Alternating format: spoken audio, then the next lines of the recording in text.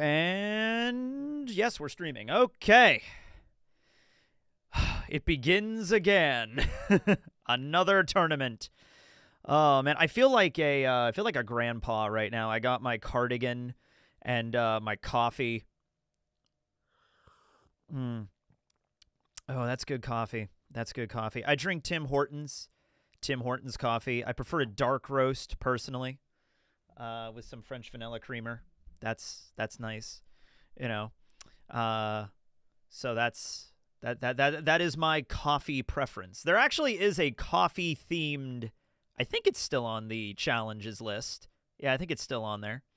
Let's do this. Oh yeah, let's go. I thought about whether or not I was going to do the tournament for the charity stream this year for St. Jude that we normally do every Christmas, and I think I might be doing something different with that this year. So I was watching the last tournament, the 6th one we did in September, and I did say in the end of that one that I would try to do the next one in like November, so that's good. I just had some peppermint creamer today in my coffee. You know, I have some peppermint creamer upstairs in my fridge that I bought like 2 weeks ago because I saw it in the store and it was like Christmas season and I was like, oh, I'm going to put some peppermint creamer in my coffee. And it's still in my fridge and I haven't even opened it. Yes, old habits die hard. Clementine would win the coffee challenge. Yeah, I think there is like best barista on the list. Ooh, fire truck outside, like in the distance. Okay. But how's everybody doing today? Season greetings. Tomorrow is Thanksgiving. Thank yous giving. So thank you for everybody watching this stream, I guess. I am thankful for my lovely audience. I should say that. And Barry. I'm thankful for Barry. I still have to put my Christmas tree up. I think I'll just wait until after Thanksgiving at this point. Everybody hates November. Yeah, everybody hates November. The D&D character, of course. Kai's gonna murder November. Kai's not really like a bloodthirsty kind of dude. He'll avoid murder if he has to. I mean, I'm gonna try to do something with Blake in the next episode. I'm gonna try to like snap him out of it. But like November, that piece of shit is getting chucked into a volcano. I don't know how much I have to finagle it with Rustage. I'm gonna figure out a way to throw that motherfucker into a volcano. I don't care. I don't care. I'm going to throw him into a volcano, and Rustage will be like, there's no volcano around here. I'll be like, I don't care. I'm throwing him into a volcano. It's just like, that's what's happening now. Right, okay. The best fire starters, specifically flint and steel. I don't know exactly what that means, but okay. What have I missed in Marines? Nothing much. We're fighting Blake right now. That's fun. Yeah. But anyway, today, yes, we're going to be doing the One Piece Grand Tournament Part 7. If you have not seen any of the prior ones we've done, all 6 of them, these are tournaments where we take random One Piece characters, throw them together into a tournament bracket. Some of the challenges are going to be combat-based. Others are more just like silly things like who would win at figure skating or something like that. We've been doing this a lot, so we've kind of got this all narrowed down to a good system at this point. We're going to roll some random stuff. We're going to discuss who could win. Then I throw it up to the poll, to the audience to decide. If it is, I think we decided if it's anything like 50, 51, 52, because there's like a margin of error on YouTube, then we do a draw and we re-roll. Who here has been here since the very first tournament we did? I think it was back in I know the second one I did was at the charity stream of last year, so that was number 2. So this had to have been at least probably September of 2024. So who has watched all of these up until now? Me. So a lot of people are here. Everybody should know. Let's see. Is Peter a participant in the grand tournament? Yes, he's in here along with Ethan and I think those are the only 2. I think Marcus and I don't think has Saturn been in. I don't think Saturn's been in one. I think Marcus and Top Man have been in one before. I don't think Saturn, Ethan, or Peter have ever been in one before. So they're on here. Full Body as the Fleet Admiral, or Zonge as the President of the IGO. I'd say Full Body as the Fleet Admiral because I think he was smart enough to do some real damage. Zonge actually wasn't really that bad of a guy at the end of it. He was actually kind of the one that kind of saved everybody. So here's the deal. We also we have winners from every single one, and I can't remember. Let me see if I can remember the winners of every single one of them. I know Karasu won the first one, and then Robin won the second. I know Usopp won one as well. Vegapunk won another, so that's 4. Brooke won the last one. That was 5. And there's another one I'm missing. Let's see. Kureha, I think. Kureha, 6. She won one as well. So we select somebody from a previous tournament, like that was like the MVP that deserves a second chance. And in this case, it's Conus. Conus with a bazooka, very specifically. I have to include with a bazooka. I forgot to include that on here because there's that scene where she uses a burn bazooka, and I gave her the bazooka in the last tournament, and she actually did really well with that bazooka. It was crazy how good Conus did with that bazooka. So anyway, Conus with a bazooka won, and then also I have to roll for somebody else in the thumbnail, and I swear to God, guys, I did not rig this. I rolled to see who would be the other person in the thumbnail, who would be there's 12 people we're going to pick total. We're going to roll the other 10 here. The other person that I rolled, as you could see in the thumbnail, was Enel, which is, this is perfect. This is incredible, right? Right? Like, this is Conus going up against Enel to avenge the Skypians. Like Enel nuked her entire homeland. It's like Angel Island is gone. Enel destroyed it. And now he's back. He's returned from the moon to participate in this tournament for the holiday season. Great. So it's great that Eneru's finally involved here. There are some really strong characters that, like, we've sifted through so many, like, random side characters. Like Koza was a participant in the last one, right? Like we've gone through. By the way, I went through all of the different challenges because, like, there was a few that I had not really gone through the list in a while, and we got some repeats last time. So I went through every single one. I went through all of the combatants and removed everybody that we already had. I removed some of the challenges, and I added some ones in. Like, there were some that were pretty good from the previous ones. Like, I think I included, like, boxing and weightlifting and, like, a drinking contest. I think I put those ones back in because those were really fun the last time. And it's Christmas, so there's, like, one on there about being Santa. And then also I've left in the challenges. We got a lot of battles last time. Like, you get a cartoon character as an ally and you go and fight. Probably the funniest thing in the last tournament, probably one of the biggest highlights from these tournaments, was we had Bad Timeline Ace teaming up with Ed, and Eddie. And then he was going up against Marco, teamed up with Patrick Star from SpongeBob. And because SpongeBob lives in a pineapple, I'm like, is Patrick stupid enough to think that Marco is actually SpongeBob's house? And he's like, yeah, I think we can agree that he would be. And be like, okay, SpongeBob's house, I'll help you fight this guy. And whatever you say, SpongeBob's house. And, like, that was so funny. And it was just such a wacky. Oh, and the fight took place at Santa's workshop. And that was just so damn good. I saw some of the Brett Keane show, actually. It got too much after a while. It's been a while since the Drunken Peasants days. Let's see. Have we had Leo yet? No, Leo has not been on here yet. Leo was he's on the list, so we could roll Leo. What's my favorite flashback in One Piece? Brooks hits hard pretty bad. I mean, Brooks is really crazy. Yeah.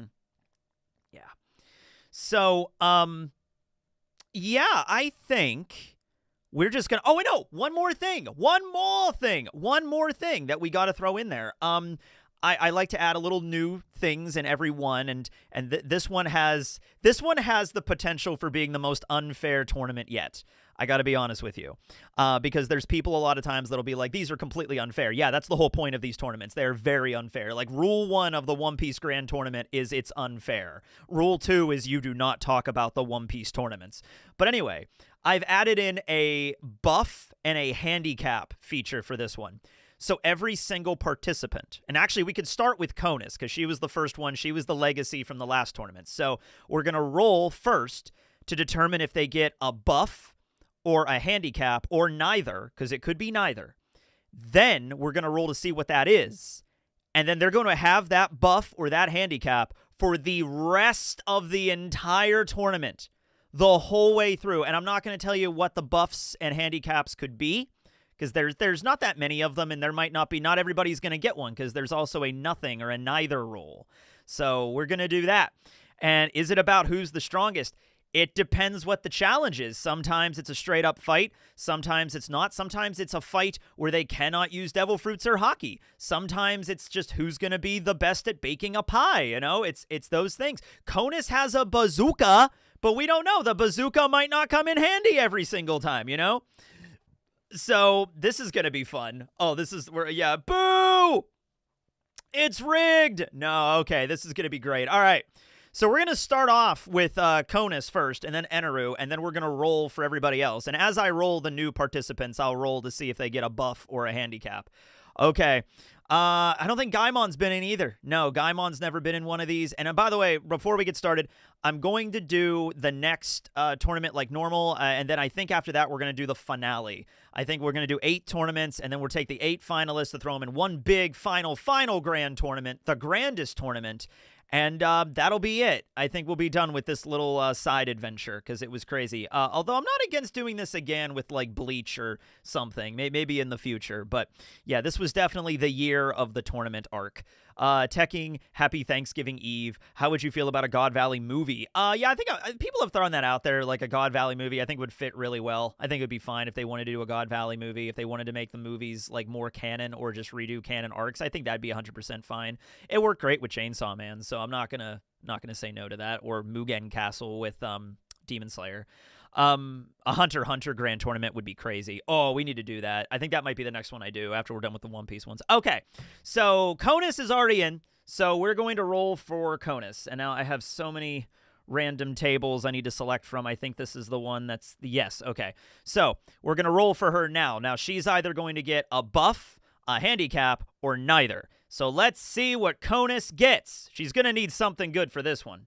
She's gonna get a buff. Oh man. Okay, that's good. She might be going up against Eneru, so she's gonna need a buff for this one.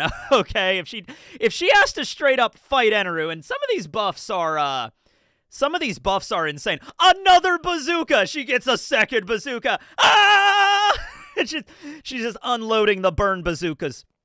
All right, well, let's roll now to see what she gets. This better be a good one. There's ones on here that are like, actually, no, I think every single one of these is actually busted as fuck. Some are more busted as others, but we'll see what she gets. All right, rolling on the buff table. Oh, no. Oh, it got cut off slightly. All right, so this is because I watched Rocky 4 the other day. So, okay, character has been working out and is now absurdly strong looking with muscles in places they didn't know they had. And it says, this is a Rocky training montage. That this was what was in my mind when I came up with this one, right? It's like, Conus has just gone through a Rocky training montage, like from Rocky 4, where she's training to fight Drogo, and is now ripped as hell and is like 10 times stronger than what she was originally. That is the idea, all right? She doesn't get a devil fruit, but she doesn't have Conqueror's Hockey. Conus is now Rambo. Yes, Conus, and that fits so well. Holy shit, that fits so well. Because now she has to go and fight up against Eneru, and Eneru is going to be like she's been training since the last tournament, right? She's there, and like who's trained? Like Wiper, and the other Shandorians. Like Conus goes to Wiper and is just like, I need to get stronger to fight Eneru, and Wiper's just taking a drag off of his cigarello, and he's just like, all right, gonna put you through some training. And then Hearts on Fire cues up, Hearts on Fire. Oh, this is great. This is going to be great. She gets a JoJo build. Honestly, yes. When you go through a Rocky training montage, you're like the strongest. Like a Rocky training montage is sort of like the most peak you could really get. All right, in terms of physical power, right? Wiper and Isa and Nola the snake are all helping her train. She's like running through the city at Upper Yard. She's climbing the temple. Dun, dun, dun, dun, dun, dun, dun, dun. Oh my god. So yeah, that's how it goes. Okay, roll for the other characters. I'm getting there. It's the style, okay? All right. So now we're going to roll let's see here, because now we have Eneru next because I rolled for him. All right. So now we're going to roll for Eneru. Not that one. Okay, here we go. All right. So is Eneru going to get what's it called? Is Eneru going to get a buff or a handicap or neither? I kind of want him to get a neither, but we'll see what he gets. He gets a handicap. Okay. Rebuff. I'm like, all right. What? Okay. This is actually, you know what? It doesn't even matter because Conus might not even fight Eneru in a straight up fight. But if she does, holy shit, she might just knock his freaking block off at this point. Like, okay. Handicap. Where's the handicap page? This is it. All right. What has Eneru got? No, not the blank space. Can't stop monologuing. They are compelled to explain every move in great detail before using it. All right. That was all right. You know, actually, Eneru was a little bit more of one of the no-nonsense. Like, sometimes he would monologue, sometimes, because he had that whole conversation with, like, Zoro and Wiper and Gonfall and Robin before he actually fought them. He had that whole conversation about the fairy Verth and everything like that. But this one, I mean, like, he has to stop and explain every single thing before he does. Does he have his staff? Yeah, he's got his staff. He has his staff. He has his Devil Fruit. He has his Hockey, unless the challenge precludes that he doesn't have those things. But it fits for Eneru, you know? So he's like, Conus, I will now defeat you with my 20 million volt Vari. You think your Rocky training montage could save you, but it could not. For I am God, and I have been to the fairy Verth. So, yeah, he does like talking. That is actually fitting for him. So, basically, it's just Eneru then. Really, nothing changes for that. Okay. So, that's that from Eneru. Okay. So, now we're going to start rolling for the new combatants. And that's this page right here. All righty. So, we got 10 new people that are going to be added in, and then we're going to randomize the bracket, and we're going to see how this goes. So, everybody, man, I should probably keep track of who has what moving forward. Okay, so Conus is ripped as hell, went through a Rocky training montage, and is 10 times physically stronger. And then Eneru is just monologuing. So Eneru is just Eneru, basically, is where we're going with this. Yeah. But can she hit him? If it's a boxing match and you're not allowed to use your Devil Fruit or Hockey, then yes, she totally can, because that's on here. That's what I mean by unfair. There is a non-zero chance that Conus will beat the shit out of Eneru in a boxing match by the end of this tournament. So just letting you know. How do you decide the topics for your what if videos? Kind of just whatever sounds like a good what if that I could like, oh, that's an interesting idea. Been a fan for 8 years. Wow, thanks for the $100. Thank you. Love the creativity and energy in your One Piece. Best One Piece YouTuber. Oh my god, that's amazing. Thank you.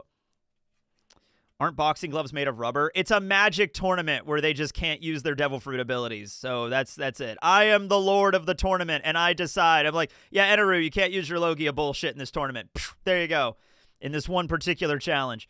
Does somebody in the crew, Eneru dies and Skypiea and his fruit goes to a tangerine. Does somebody in the crew eat it? Do they sell it? What changes for the rest of the story?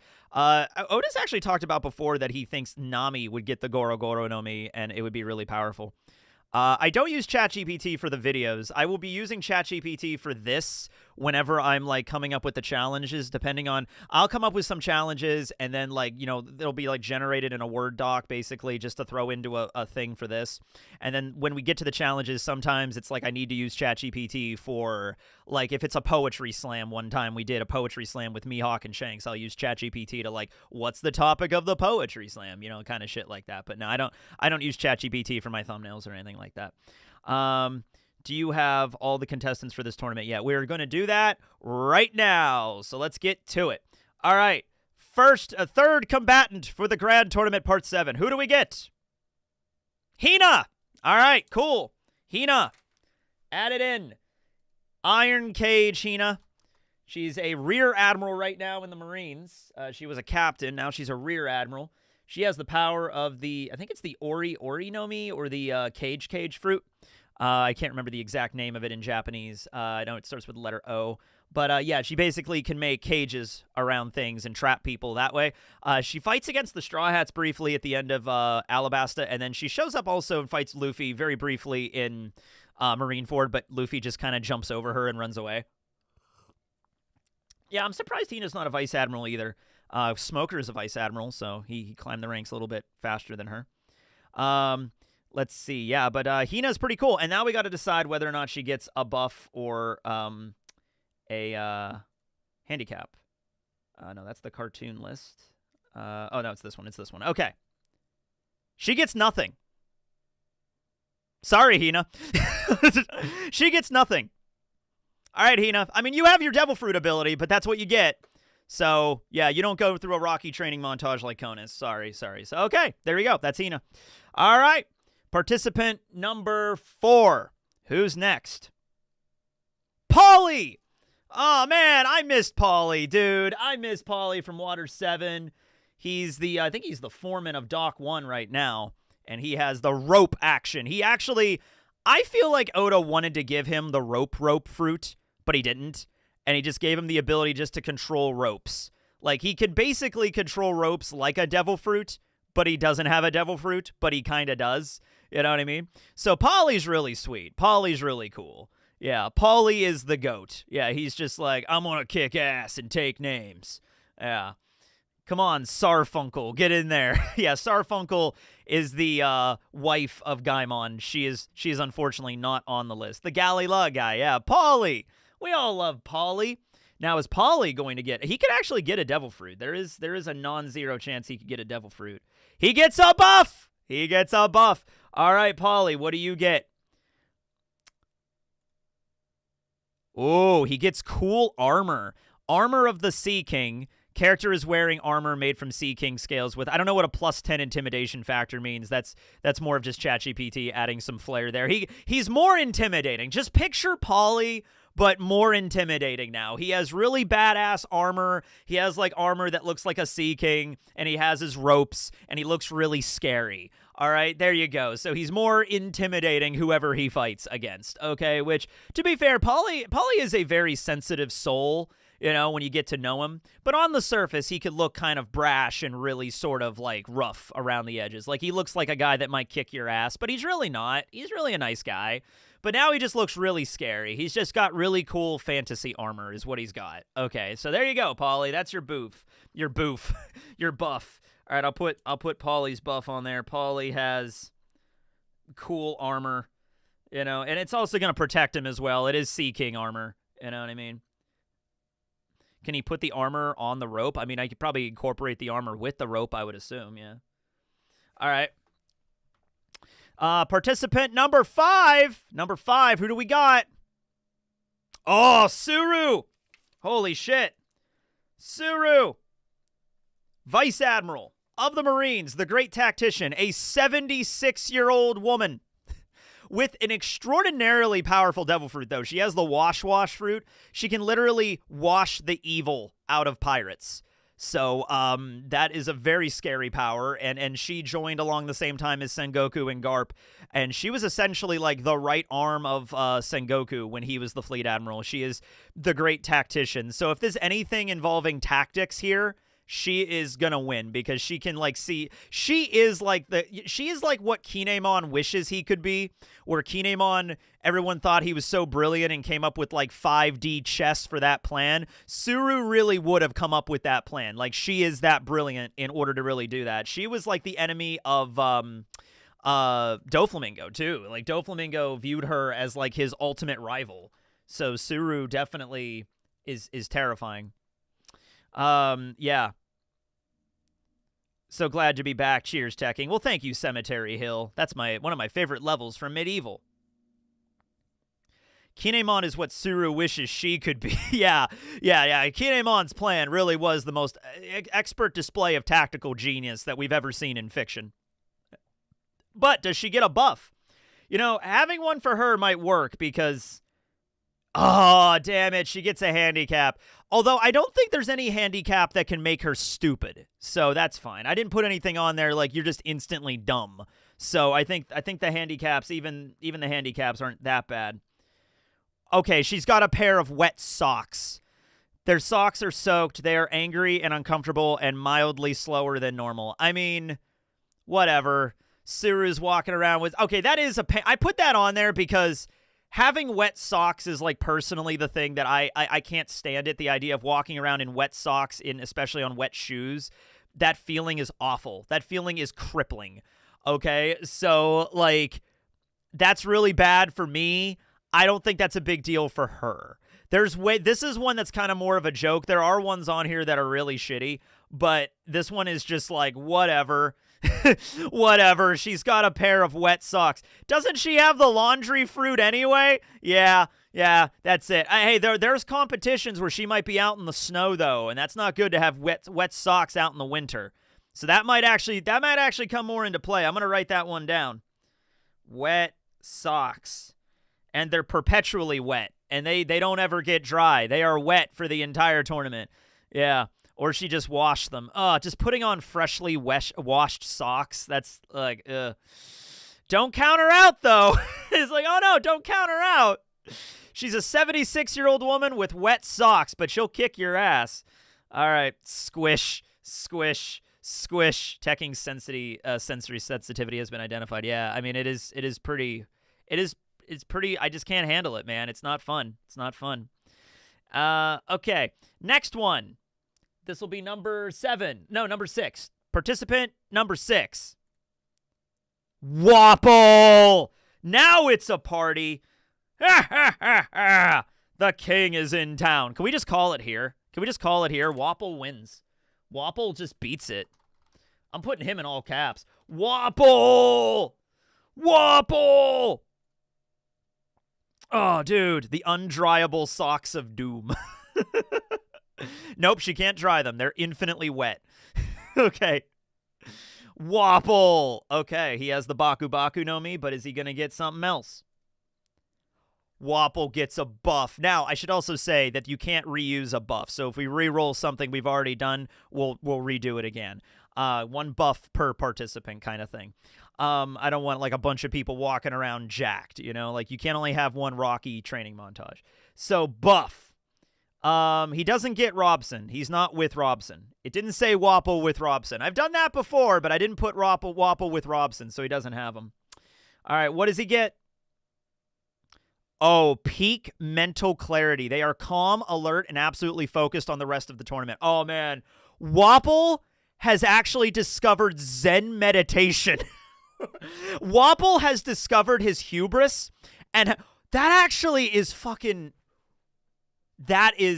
really interesting because Wapple is a massive blowhard, and his hubris kind of is the thing that screws him over a lot. But now Wapple has met a Tibetan monk and has figured out a way to achieve Zen state of like clarity. He is now at peak mental clarity. He's not any smarter. He didn't get like more tactical or smart or anything. He has come to terms with the man he is and has achieved perfect clarity of mind. This is bad. He's actually focused now.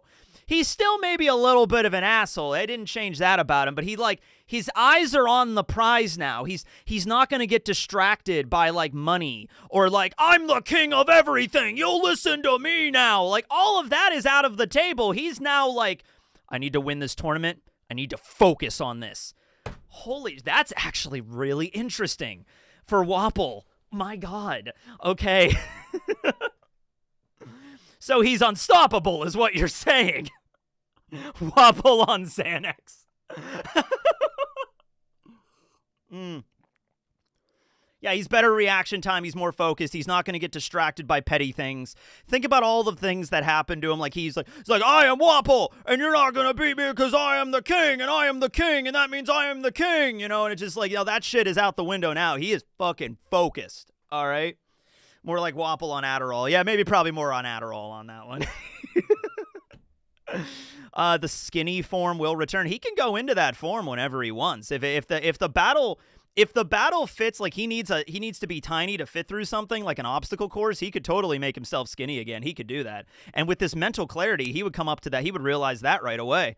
Oh man. That's crazy, man. Okay. Oh, all right. Anyway, that's Wapple's buff. He is peak clarity. I'm just gonna put Adderall. He's on Adderall right now. Okay.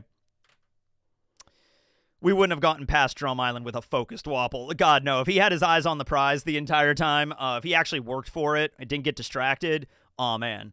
All right. Shit. All right, this is getting interesting. Okay, who's the next one? This tournament's going to be absurd.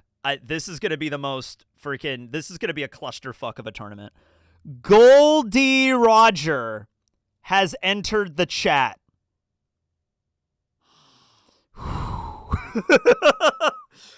Oh, Roger. Oh, but what Roger? God Valley Roger or end of series Roger or end of life Roger? That's important. Okay, I'm gonna flip a coin because I didn't decide on this one. All right, heads, God Valley Roger that we just saw during the flashback. Tails, it's gonna be the Roger that like end of his life discovered Laughtail with the illness. That Roger. Okay, like so it's basically God Valley flashback or Odin flashback, one of the two. Heads God Valley, tails Odin. Wait, oh, that was not a flip. That was me dropping it. It's tails. It's tails. Okay, so the Roger that discovered Laughtail, that Roger. So he is a little sick, but he could still like use Kamusari and clash with Whitebeard for 3 days. So he's still strong. Let's not talk about... Yeah, end of series Roger is just... He's a corpse right now. It's like he's a corpse, basically. So, end of life Roger, as he was during Odin's flashback. That is the Roger we're using, which is probably the Roger most people like think of when they think of Roger. He is sick, but he was able to clash with Whitebeard for 3 days straight. So you can't say that he's like so sick that he's not going to be able to fight. He can fight still. He's going to still kick your ass. Yeah, it's Itachi syndrome Roger, yeah. But does he get a buff? I mean, does he even need one? He's fucking Roger. He gets a buff. Okay. Inherited will. They have the will of a legendary figure flowing through them, getting a huge motivational boost. So, who would Roger have as a motivational figure? Joy Boy, I guess? All right. The will of Joy Boy. Joy Boy speaks to Roger and is like, you are the one that needs to achieve the greatness. You are the chosen one. And Roger's like, yarg me hearty, I be fightin'. He just basically gets a massive motivational boost is what this was. So Roger is already motivated, but now he's like 10 times motivated to win this. So he's incredibly motivated. He already has that.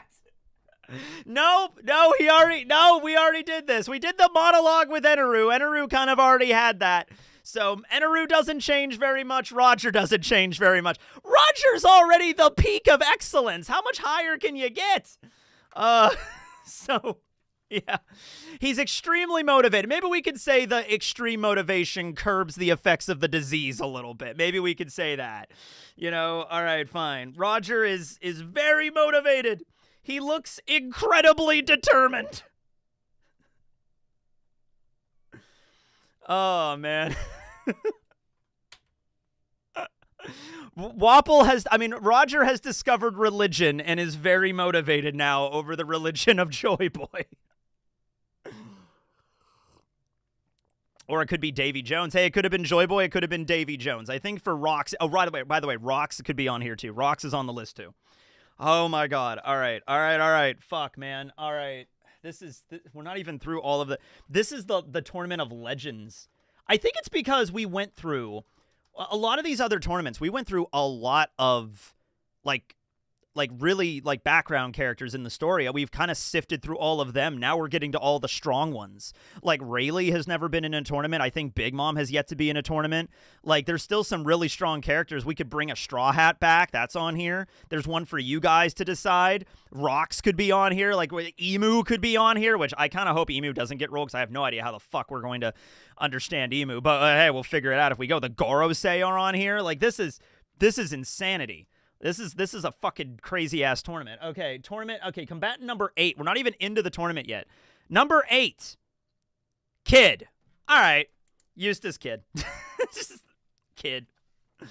Kind of lackluster here. They walk into the tournament getting prepared room. Like there's a room to get ready for the tournament. Eneru's in there. Roger's in there. Wapple's in there meditating in the corner. Conus is in the corner freaking lifting like 300 pounds. Just and then Kid just walks in. Kid walks in thinking he's hot shit in a champagne glass, but he's really cold diarrhea in a Dixie cup. He walks in, he's just like, all right, now I'm kicking. Oh, boy. Oh, there's a lot of really strong people in here. Oh, shit. Going from Roger to Kid. Oh. Maybe he gets a really good buff. Let's see. Nope. He gets a handicap. Would you expect it any other way? What does he get? No, not that list. This one. Crippling flashback. They keep having a dramatic flashback during fights which slow them down. Oh, wait a minute. Kid had a childhood friend that died. Kid and Killer were in love with this girl. They had a crush on this girl growing up, and she ended up getting killed by the people that ruled over their island in the South. And they basically, that's how Kid and Killer and Heat and Wire all kind of met, was they all like ruled over different parts of the island, and they formed an alliance to kick the shit out of the people that murdered their childhood friend. So either their childhood friend getting killed or Shanks kicking his ass. One of the two is what Kid is dealing with right now. Victoria. Yeah, they named the Victoria Punk. They named their ship after her. Okay, and it was like Kid and Killer's like first childhood crush, and they were friends growing up, and she died, and they named her the ship after her. So and the ship is also destroyed. So like, oh my God, Kid is really getting bad luck here. Yeah. So Kid just keeps remembering what a dumbass he is, basically. Oh, Kid, I don't think you're winning this one. You're finally in a tournament, but I don't think you're winning this one. I think he's going to be double eliminated first off. We'll see who he has to fight against, but this isn't good for him. This is the most unfair tournament for Kid, at least. All right. Eustace Kid. Oh, Eustace Kid. Oh, my God. I was like, is it? I think it actually is just with one D. For some reason, I always think it's Eustace Kid with two Ds. I think it's just one D. All right. Here we go. He just gets Kamusari'd again. Well, Shanks was already in 2 of these tournaments, so Shanks can't show up in this again. So thankfully, there is no Shanks. Although I think Shamrock might be on here. So that'd be crazy. All right, who's next?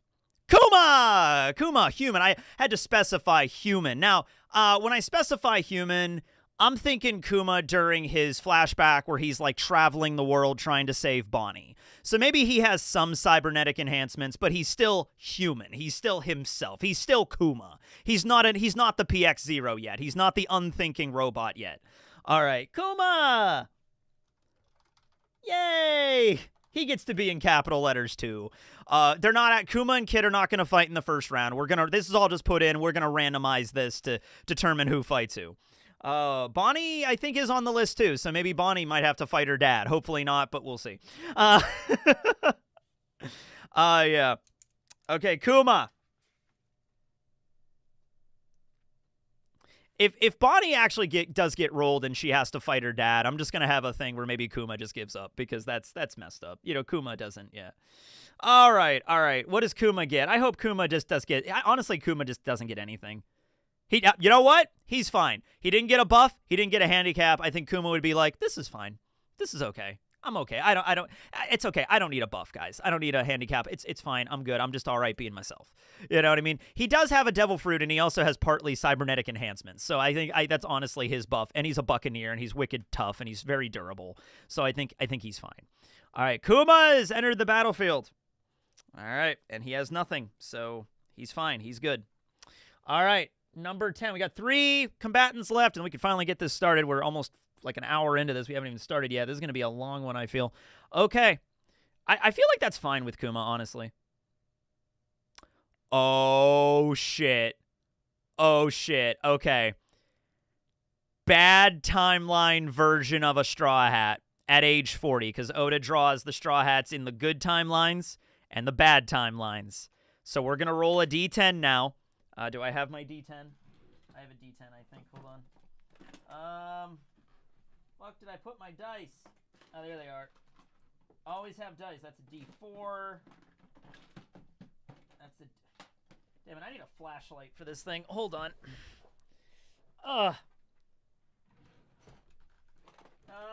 Here we go. Because I don't have the dice page rolled up. I mean, I guess I could roll it up. Nah, it's fine. I have it right here. Okay. D10. It's a percentile, but D10. I'll go full screen for this. All right. I'm rolling. Okay, what is that? That's an 8. So, Frankie! Bad timeline version of Frankie! I don't know if you could see it, but it is an 8. It's an 80. Okay. So, we're talking bad timeline version of Frankie. Hold on a minute. I think I have that one ready to go. I think that was SBS 101, if I remember correctly. Because I can remember all the SBSs, because that's my job. So we're talking SBS, I think, 101. Let me pull that up here. Let's see. So he's a battleship? No, well, okay. So Frankie's are a little different because he's already almost 40 years old. So Oda did, I think, 50 and 70 with him, but it's the same basic idea. SBS 101. Yeah, here he is. Bad timeline. Okay. So this is Frankie at age 50. This is the bad timeline. This is Frankie right here. This is bad timeline Frankie. Destroy all humans. Destroy all humans. Where Frankie has just completely gone to the side of machine, has completely turned himself into a robot with like 1% humanity remaining, and he is going to kill you. Whoa, he looks badass. Must destroy. He has become Cyberman. He has become a Cyberman. Delete. That is Frankie at age 50. All right. He's an Iron Giant now. Oh my god. Bad timeline Frankie. Oh my god. Bad timeline Frankie. Oh my god. All right. So basically Cyberman Frankie. And I'm drinking out of a Dalek mug right now, so that's also fitting. He's Emeth. He's evil Emeth. Kinda. RoboCop, sort of. Yeah. Yeah, what does he say? I actually don't remember what he says in that line there. I don't know if I don't have... I might not have the Somebody translate that for me. I don't think I have the translation up. No, I do not. All right, yeah, somebody pull up the translation. But yeah, it's a PX Frankie? Kinda, yeah. He has just kind of gone full machine. And then at age 70, by the way, he just turns himself into a battleship. He just becomes a battleship at age 70, which I'm kind of glad I didn't roll that because I don't know how the fuck I would do that with a giant battleship in some of these contests. So Frankie is probably way bigger now, and he's just a murder droid. He's a murder drone is basically what he is. Exterminate. Exterminate. I would say more Cyberman than Dalek, but yeah, basically, yeah. Okay, so that's Frankie. He's bad timeline Frankie is number 10. All right. Oh, yeah. Does he get a buff? Does he even need one? He's bad timeline Frankie. All right. What does he get? He gets a buff. Okay, we already did armor. We already did mental clarity. Ghost of a mentor. They are guided by the ghost of a legendary teacher who offers insight. Now, this is different from the Roger one. Roger just was, like, motivated by the inherited will. This one is actually like Yugi and Atem from Yu-Gi-Oh! He has the ghost. Okay, so this is a robot version of Frankie that has the ghost of Tom guiding him, who offers insight. But Tom's insight it doesn't say it has to be helpful. It's just like, Frankie, Cuddy Flam, please, Frankie, you have lost your way. That might actually hinder him. This might be a buff that might actually be the reverse of that because he's an evil... Oh my god, so Frankie's just going to be going around, delete, delete. Please, Frankie, please, stop this, stop this. This wasn't what shipbuilding was meant to be. Eliminate, eliminate. Or maybe it's a bad timeline version of Tom. Go ahead, Frankie, kill everybody. We'll have to figure that out as we go. But he has the literal ghost of Tom guiding him along the way. Oh, man. Okay. Tomy Reversi. This is so sad. Oh my god. On second thought, fuck them. Kill them all. I agree. You know, okay. We got two characters left. I don't even know where this is going. All right, who else are we getting? Are we going to get another Straw Hat and Frankie? Normal timeline Frankie versus bad timeline Frankie? Gedatsu. All right, why not? Let's continue with the Skypean thing. Okay, Gedatsu probably has a Gedatsu is probably the dumbest character in all of One Piece. Like, I say that just because he is. Like, he genuinely is the stupidest person, I think, in the entire story. He forgets to breathe sometimes. He forgets to stare out of his eyes sometimes. You know what I mean? Like, he forgets to blink. Yeah. So, I don't know, Kid, I was worried that Kid might have the worst run of luck on this one. Gedatsu being here, that kind of ruins it. He might take this one.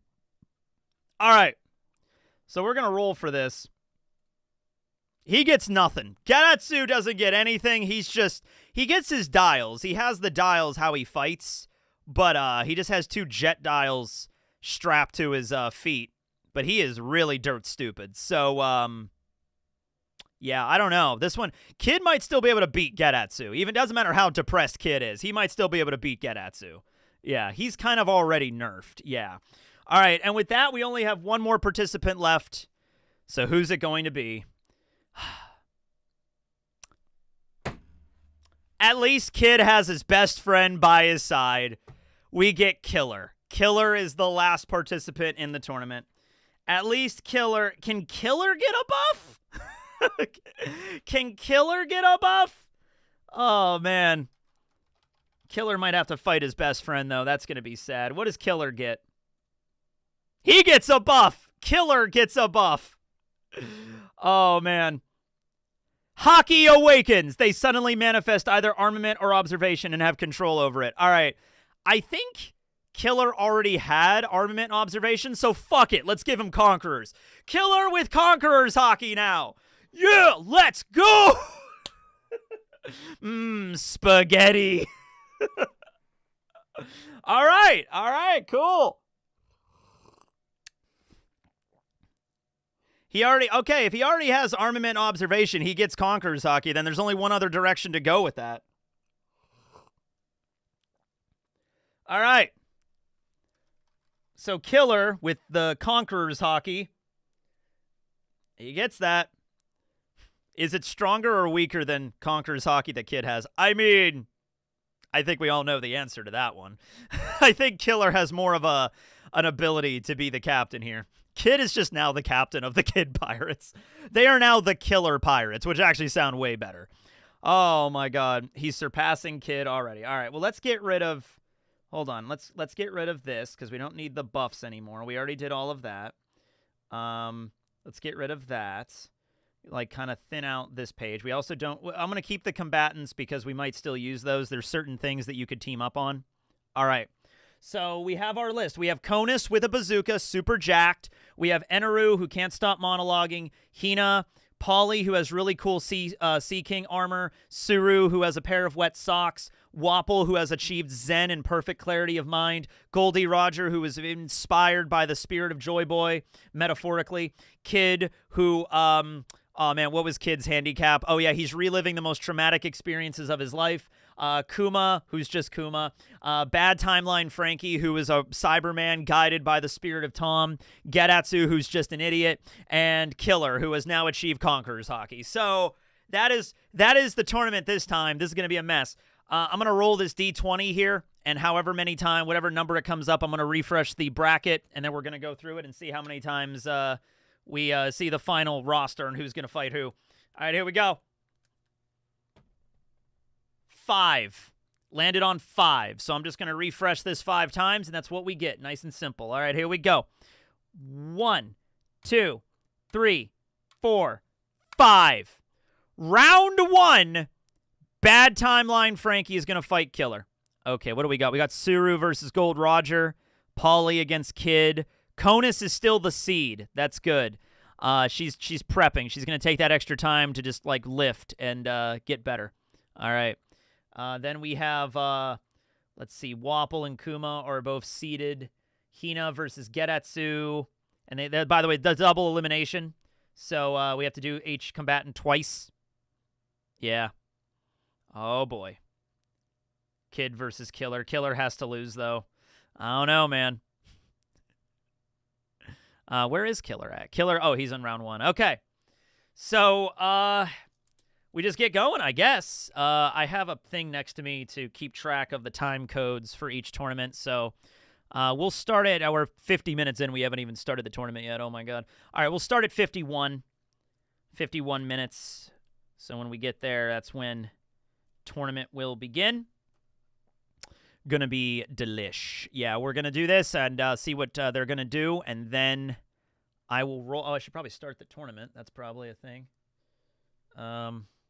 Save, and then start tournament, and then this match. Okay, here we go. 2, 1. All right, it begins. Round 1.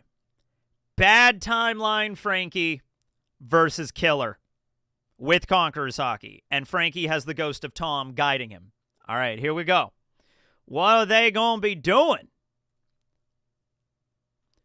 All right, we're starting this off with audience choice. So I'm going to like pick a random person in the chat, and you're going to tell me what they're doing.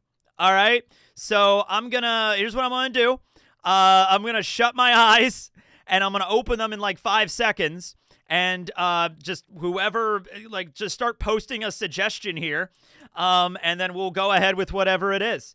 All right, so here we go. I guess start posting ideas. If the idea is, we'll figure that out as it goes. It depends on what the idea is. There are wrong answers here, but we'll see what happens. Okay, here we go. All right, it could be a tournament. It could be something we've already done too. That's fine too. If it's something we've already done, that's okay. It just audience gets to choose. All right.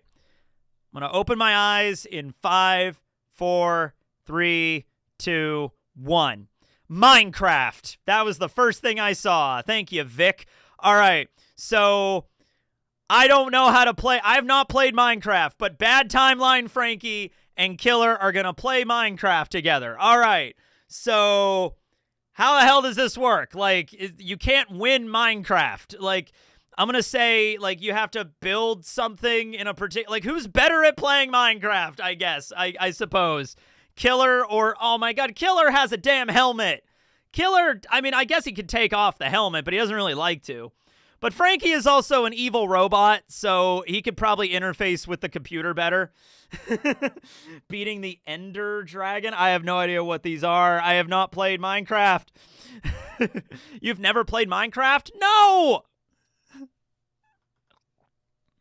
He can see. Crafting is the name of the game. Frankie wins. Frankie is not... Okay, Frankie is a murder drone right now, though. He is a murder drone, and Tom is guiding him, and is just like... all right, Frankie, you're going to want to build... Okay, evil Frankie... I don't care how evil Frankie is. Frankie is still a shipbuilder or a ship dismantler. He's something involving ships through and through. Especially this version of Frankie is going to be building some deadly battleships. So I don't know. He's probably going to build some evil war machine in Minecraft or something like that. Like, that's probably what it's going to be.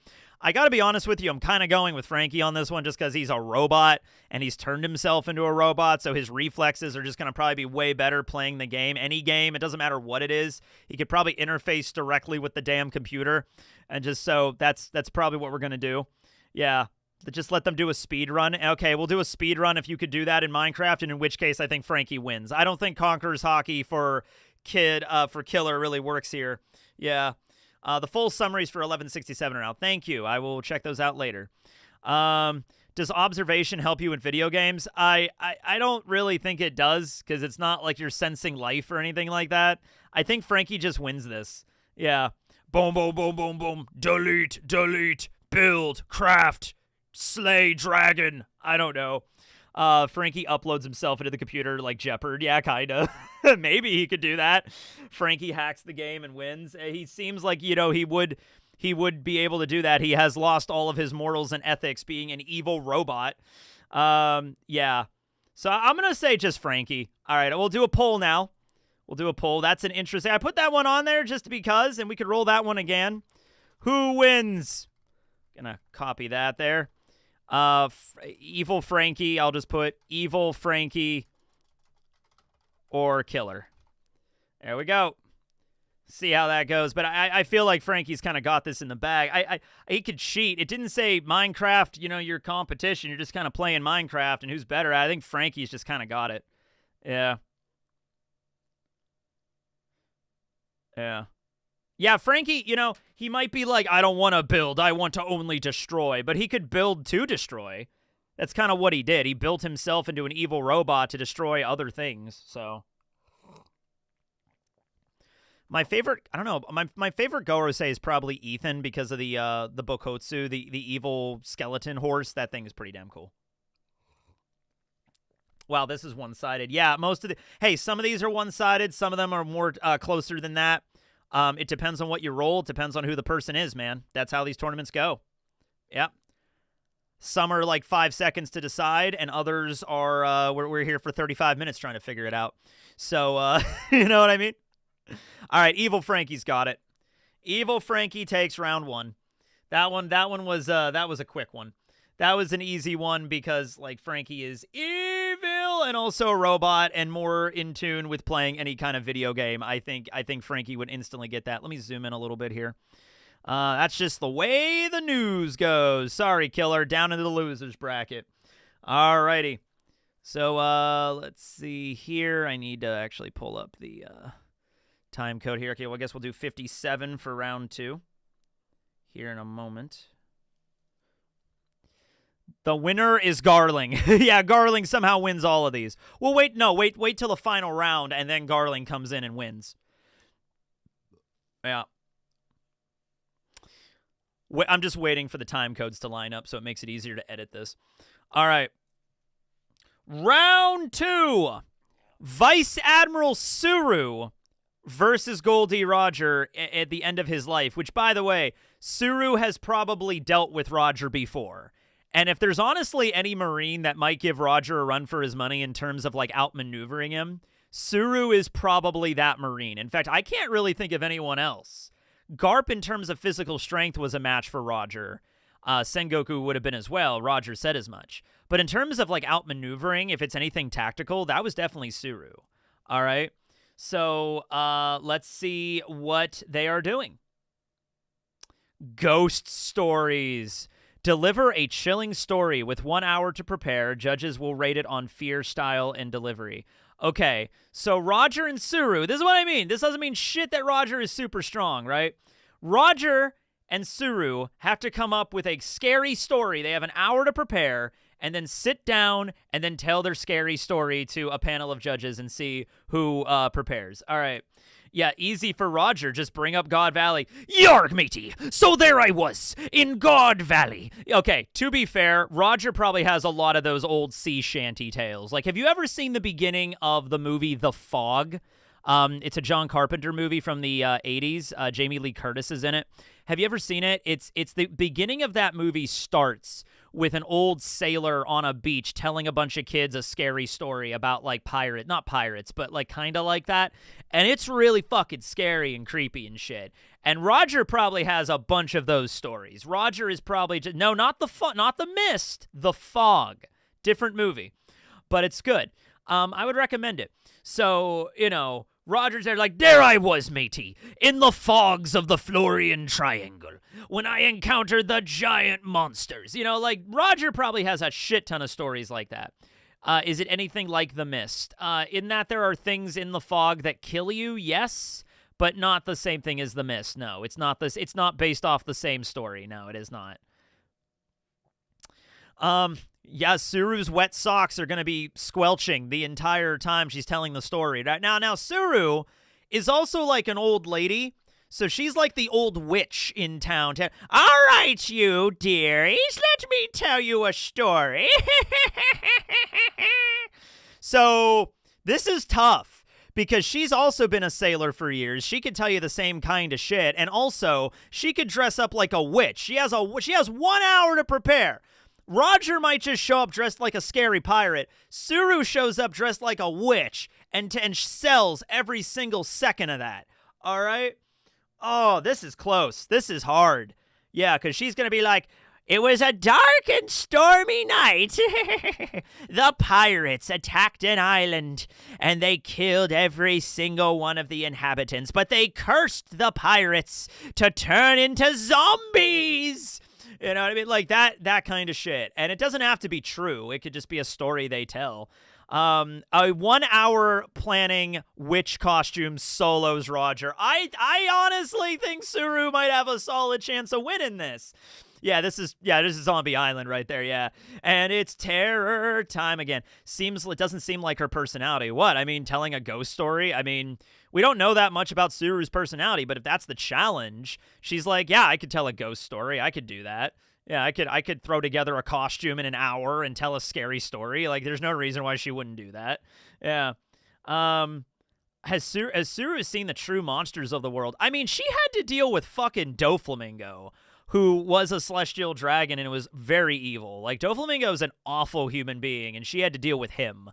So has she seen Emu? Probably not, but she's dealt with the sheer straight-up evil. She's chasing Doflamingo around, and you know that guy was doing some pretty horrible stuff. So, you know, she's seen some bad things. Yeah. She seems like very serious, not much of a storyteller. You know, even if Suru were to sit down and tell a story about a real event that actually happened to her, I still think she might have the edge there. Suru wrote Pirates of the Caribbean. This is difficult, yeah. I mean, yeah, she has kids. She has grandkids. You don't think Suru told Kujaku, your grandma ever told a scary story around Halloween to Kujaku growing up? I think she might have. Roger is more of an entertainer. That's true. That's true. Well, for this case, when it says judges, I'm going to say you're the judges for this, just to make it simple. So we just minimize rolling for a bunch of other characters. Suru did not babysit Garp. They're the same age. In fact, Garp's a little older than Suru, but kind of did. Yeah. All right. Well, here we go. I'm going to throw it up to a poll, but this one's a little tight. I actually don't know. I'm kind of leaning a little bit more towards Suru on this, personally. But this is tough. Who could tell the better scary story? Ooh. How do we vote? With the vote now. Oh, boy. Oh, boy. Oh. Oh, this might be a draw. Oh, wait. Maybe not. We wait about a minute, I'll say, and then we'll see where we're at. But if it stays like this, I think 53 is the threshold. If it stays at 52, 53. No, I think 52 is the threshold. I think we hard picked 52 as the threshold. Yeah. This is tight. This might be a draw.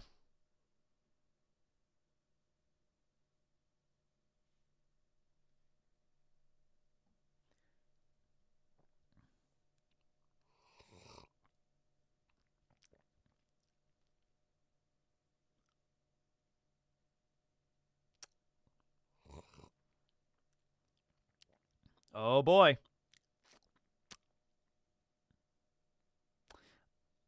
And we got like 10 more seconds. And this is very, very, very, very close. But Roger takes it. Roger takes it.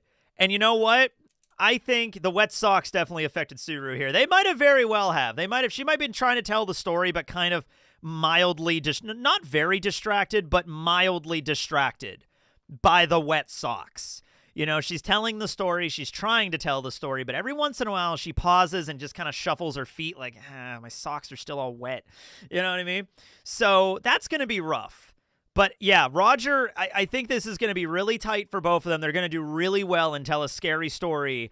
But I think Roger, being like the king of the pirates and having been to God Valley and met like true evil incarnate in Emu, is going to maybe like just barely have the edge over Suru. Sorry, Suru. But Roger, the king of the pirates, takes this one. Oh, man. Roger's going to fight Eneru next. Oh, my God. Okay. Okay. BRB. All right. See you soon. Is this the closest match that wasn't a tie? It's definitely one of them. Definitely one of them. All right. Let's see. 105. Okay. Bam. Round 3.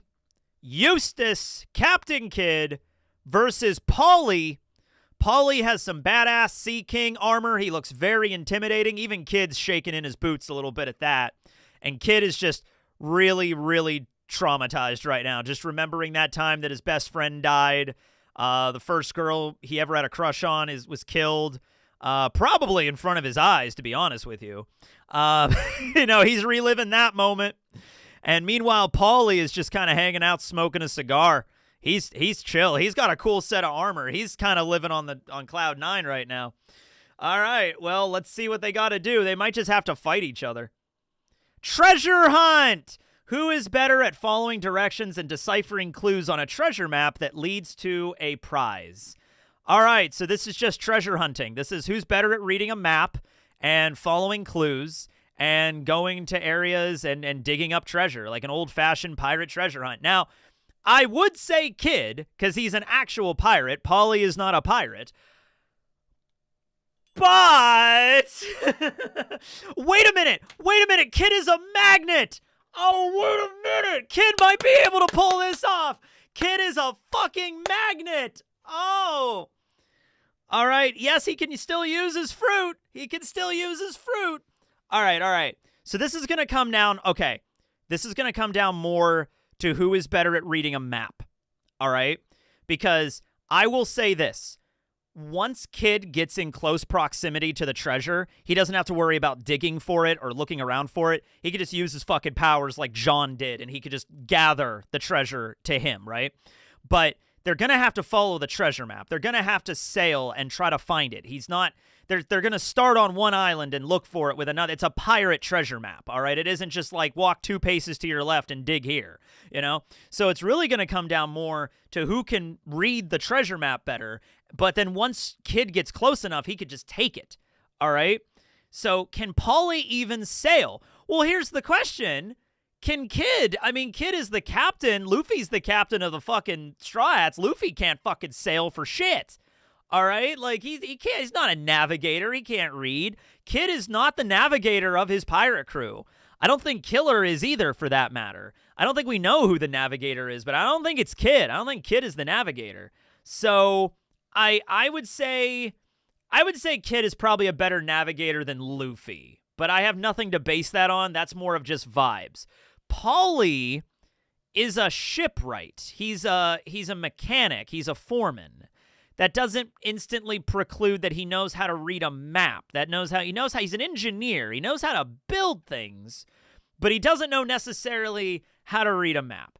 Paulie's armor is probably a hindrance. I mean, it's not really a hindrance. He's wearing armor. You know, he's going to read a map and follow the map, and then Kidd has a big-ass heavy metal arm on him. I don't think that really does anything for him. Who's smarter? Who do you think is smart? I think this really just comes down to general intelligence, really. Who is smart enough to follow a map, find out where this treasure is, and if Kidd is smart enough to do that, then he could just use his power to take it, you know? Armor is heavy, though. Yeah, but Paulie's a fucking shipwright. They're tough. The Galley-La shipwrights are tough as nails. He can lift some fucking armor. You know, they have to be. Dude, they're strong as shit. All right. So I'm not going to say the armor weighs like 10 tons and he can barely move, because that's not really a buff at that point. Yeah. All right, let's look at something here. I'm going to look up Paulie really quick. Paulie is a gambler, so I'm betting on him. All right, anything about Paulie's intelligence here? Anything about Paulie's intelligence? Paulie is shown to be trustworthy to Iceberg. He's rather prudish. Yeah, that's like anytime a woman's walking around in a bikini, he's like, put some clothes on. Have some decency, woman. You know. He enjoys gambling. Yeah, there's really nothing here. He's kind-hearted. There's really nothing here that says he's like super smart. Yeah. He's physical. He's very acrobatic and agile. You know, he's very physical because he's an engineer. He's a shipwright. Yeah, Paulie doesn't really seem like he's an adventurous type. He just kind of seems like a guy that works. He's a working man. He's like who is that guy? Jason Statham in the Working Man. I saw, like, it was an action movie I saw with my mom a few months ago. Jason Statham plays this, or yeah, I think it's that guy. Yeah, he plays this, like, hardcore construction working guy that basically plays like Liam Neeson to go, like, save somebody. Yeah. Kid is an engineer too, and he has more experience sailing. Yeah. You know what? All right. You know, I'll give it to you, Kid. I think, honestly, Kid having more experience sailing, even if he's not the navigator of the ship, he has sailed more than Paulie. I'll give you that. And he has the power of magnetic fruit. It really just comes down to Kid is incredibly unmotivated right now. He is incredibly unmotivated. He's crying and remembering his dead friend. And he's like, Victoria, I couldn't save you. Oh, by the way, Kid, here's a treasure map. Do you want to go find it? Shut the fuck up. I'm mourning here. Okay. I guess we'll follow the damn fucking treasure map. Whatever. He's really he's having a hard time. He's having a hard time. All right. And Paulie is not okay, Paulie might be motivated by the gambling aspect. Okay, yeah. Paulie gambles. And treasure is basically like gambling. He's like, oh, well, there's a treasure map. Like, they both find treasure maps to this place. Yeah. Take a step, trauma. Takes another step, trauma. You know, like, this is going to be rough for both of them. No, I don't think this is going to be rough for Paulie. Paulie could probably navigate every bit as good as, like, any other person in the One Piece world. I don't think Paulie is shit at navigating. He's not like Zoro. He's not, like, so bad at navigating that he gets lost when he gets pointed in a direction. It's just he's not, like, an expert in it. He's never really done it all that much. So he has average level of competence at this, okay? But he's not traumatized. But he also doesn't have a magnet fruit. So whatever, let's take it to the poll here. Kid doesn't back down even in the worst moments. Oh, I didn't close the last poll, sorry. I have to close the last poll here. All right, and now we'll do this one. I don't know. This one could go either way. Remember, though, Kid is very traumatized. He's got a lot of grit and determination, I'll give you that much.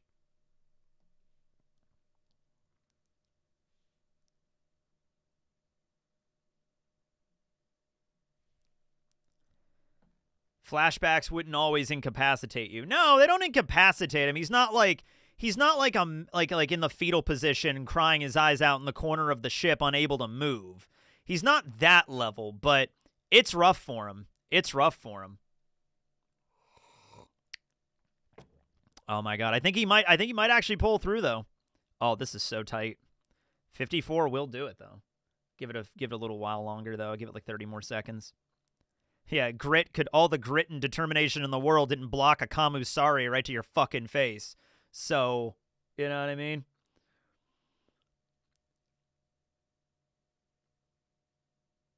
It doesn't matter. I mean, he's not a mourning. I mean, okay. Kid is Kid immune to being sad? No, he's a human being. He can feel sad. He can feel upset and sad and remember his past and remember people that have died, especially like the girl that he had a huge crush on, like his first love that might have died right in front of him. He can remember that and be upset over it. He'll probably just get pissed. He'll probably just get more angry. He won't show like vulnerability. He'll just get really, really angry. That's his defense mechanism. But it's still him being affected by it. You could say however he responds to it, but that's the way he feels. But, yeah, Kid's got it. I think with just motivating himself through it, and the fact he's the captain of a crew, he's been on the seas before, he's probably found treasure before, and he has the power of the magnet fruit, which we saw so well that Captain John used during God Valley to get treasure. He managed to pull it through. Way to go, Captain Kid. You're going right to the top. Number one. You're going to go straight to the top, Kid. Number one. It's like, he did it. He did it. Boom.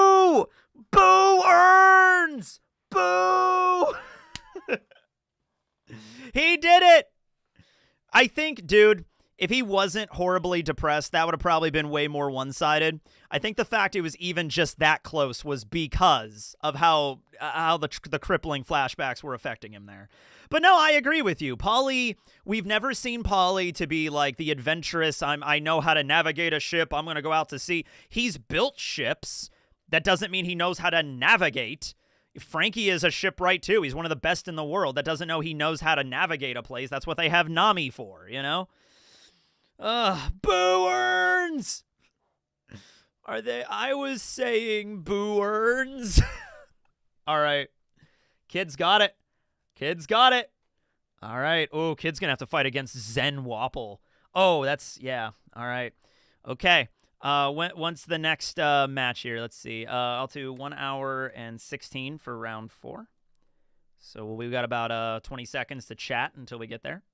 So we'll do round 4 is Hina versus Geratsu. Okay, I'm going to say this right now. I'll wait until we get there to talk about it. Yeah.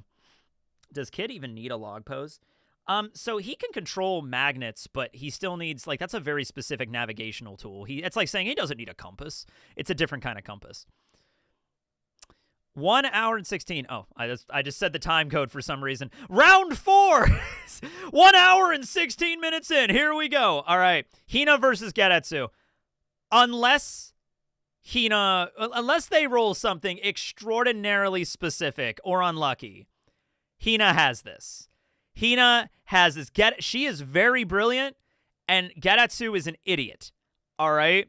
So this one, if Geratsu wins this, I will be extraordinarily surprised. But who knows? It might be the one thing Geratsu's good with. I don't know what he's particularly good at. He's the front receptionist at a spa resort right now. So if spa resort, even if it was spa resort receptionist, I still think Hina would be better at that than he is. You know? Okay. All right. He's the guy that hands out complimentary towels and a program of the entire resort at the front desk, and he probably messes that up on the daily basis, to be honest with you. All right. All right, here we go. What are they doing? What are they doing? Trash talk showdown. That's like a roasting battle, basically. Face off in a duel of verbal jabs and insults without crossing the line or breaking character. All right, so they're basically doing a roast of each other. And my God, Hina has so much material. Hina has so much material. She's already good at the back talk. She is already really good at the shit talk. And oh my God. There is so much shit that she could throw at Geratsu. All right. But would she cross the line, though? It says without crossing the line, because there is a line that can be crossed. Would Hina cross the line? Oh, my God. Meanwhile, Geratsu would just forget to open his mouth the whole time. Geratsu would have a scene where he's trash-talking Hina, and then it pans out, and he didn't say a single word. He went on this, like, whole soliloquy on trash-talking Hina, like making fun of her pink hair or some shit. Like, you're just a rear admiral in the Marines, not even a vice admiral. And then it pans out, and he didn't even say a word the entire time. Oh, how careless! I forgot to talk! So, yeah. Yeah. This is bad. This is bad. Yeah, this is. I'm just gonna go throw it to the pool. I'm gonna throw it to the pool here. Garling would come in and win automatically, obviously, but yeah. No, I don't think crossing the line is just calling him stupid, because everybody kind of calls him stupid. That's not really crossing the line, I don't think. You know, maybe saying certain words might be crossing the line, but I don't know if Hina would go that far with it. I don't think she needs to. Hina could just say, like, you're dumb as bricks, and that would probably be enough to qualify. Yeah. Okay, third person speech. She does third person when she's referring to herself. She'd be talking about Geratsu, so that's the way she would be talking, yeah. Yeah. Yeah, but we as the audience would hear the inner roastings. I still don't think they're that great, yeah.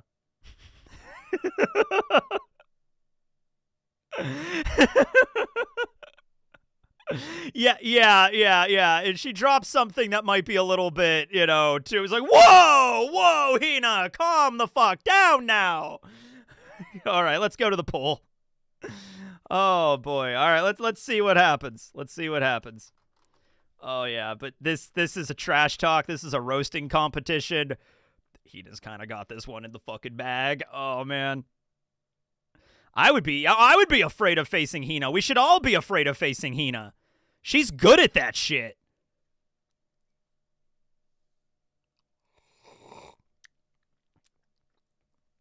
It's a showdown of a duel, so yeah, it's like a roasting competition. So there is an audience because that's kind of how roasting works. Geretsu might not even. Well, no, Geretsu can. I think people have called him stupid, and Geretsu realizes they're making fun of him. He realizes that when that happens. God, 93%. Yeah. Hina just obliterates Geretsu. That's not even close. That's our first blowout of the evening. All right, Hina wins. Hina just wins. Hina wins. 93% for Hina. There it is. I love interactive streams. Yes, we are very interactive here. 7% for Geretsu. Also, 99% of people. Oh, we got 372 people in here, 99 votes. Get out to the polls and vote, ladies and gentlemen. Let them be heard. Let your voices be heard. All right, round 5. That was a quick one, so we're just going to roll right into round 5. Oh, here it is. Conus with a bazooka. After her Rocky training montage, she is super jacked. She can bench now up against bad timeline robot Cyberman Frankie with the ghost of Tom by his side. This is going to be a weird one. Let's find out. A street fight. No bullshit, no rules, just a straight up fight. All right, I think I'm sorry, Conus. Even with the Rocky training montage on this one, Evil Frankie has fucking missiles. You have a bazooka, so does he. He's got multiple bazookas. Like, think about, okay, I want you to imagine something. Frankie is already armed to the teeth in the current timeline. I want you to imagine a Frankie that has just completely gone off the rails, total evil. He has gone full evil. The kind of weapons that he has, and he probably has like gas weapons and biohazard weapons that are, his whole body is just a war crime. That is what he is. He is a walking war crime at this point, right? Okay. She's the underdog, but Tom is in control. No, Tom is not in control. Tom is like the Yami Yugi. He is like the Yubel. He's the voice inside of evil Frankie's head. Is basically Tom here. Yeah. So yeah, Conus wins that shit. All right, Conus. How does Conus win this? He's a giant, he's not a giant robot. He's not like Emmett sized. But he's bigger than what he is right now, and Frankie's already pretty big. You know, he's a tall dude. How big is Frankie right now? Cuz this is a factor here. Hold on, let me look this up really quick here. And how big is Conus for that matter? Hold on, how tall is she? She might be like 6 feet tall. I mean, Robin was 6'2". I didn't expect that. Frankie is like 7'10". Which isn't that tall, honestly. That's, you know, in the One Piece world, that's not that tall. So let's say he's like maybe a foot or so taller now because he turned himself into he went full robot, right? He also has a bazooka. And how tall is Conus? She has brains and brawn, yeah.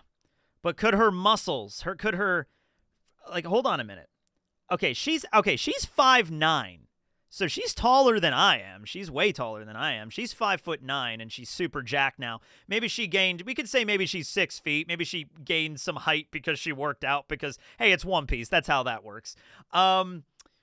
So why are we discussing height? Yeah, just to get a basic line of how tall they are, how, you know, like the disparity there. It is a fight. We kind of have to talk about this stuff in a fight. So... yeah, I'm thinking Frankie just destroys her, you know, because even if she can lift like 500 pounds, like she can bench like a crazy amount of weight, Frankie's a robot. He can lift more, and he's just punching at her and probably, yeah, winning the fight immediately. Yeah. Yeah, Conus gets another chance. Conus gets another chance. I'm only 5'5.5", so yeah, I'm not very tall. But I think it's time to start the poll, yeah. I think it's time we start that poll. I'm sorry, Conus. I mean, the bazooka is going to help you, but I think she's going to fire that bazooka right in Frankie's face, and he's just going to walk right through it. Doesn't do shit. And then she's going to try to do some grappling stuff, try to punch him. She can maybe acrobatically jump and punch him in the face.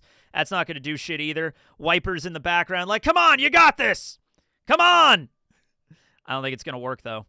I don't think it's going to help. Frankie is a forklift. She went through a Rocky training montage, so she knows how to fight. She knows how to fight. She's a pro. She's like pro level. Let's just say, for the sake of argument, Conus is like the pro level top tier boxer in like our universe is basically what she is now. Okay, she's like ranked 1 in the world of boxing, like Rocky was. Okay, that's who she is now. That doesn't mean she's stronger than everybody on this tournament, but that's what she is now.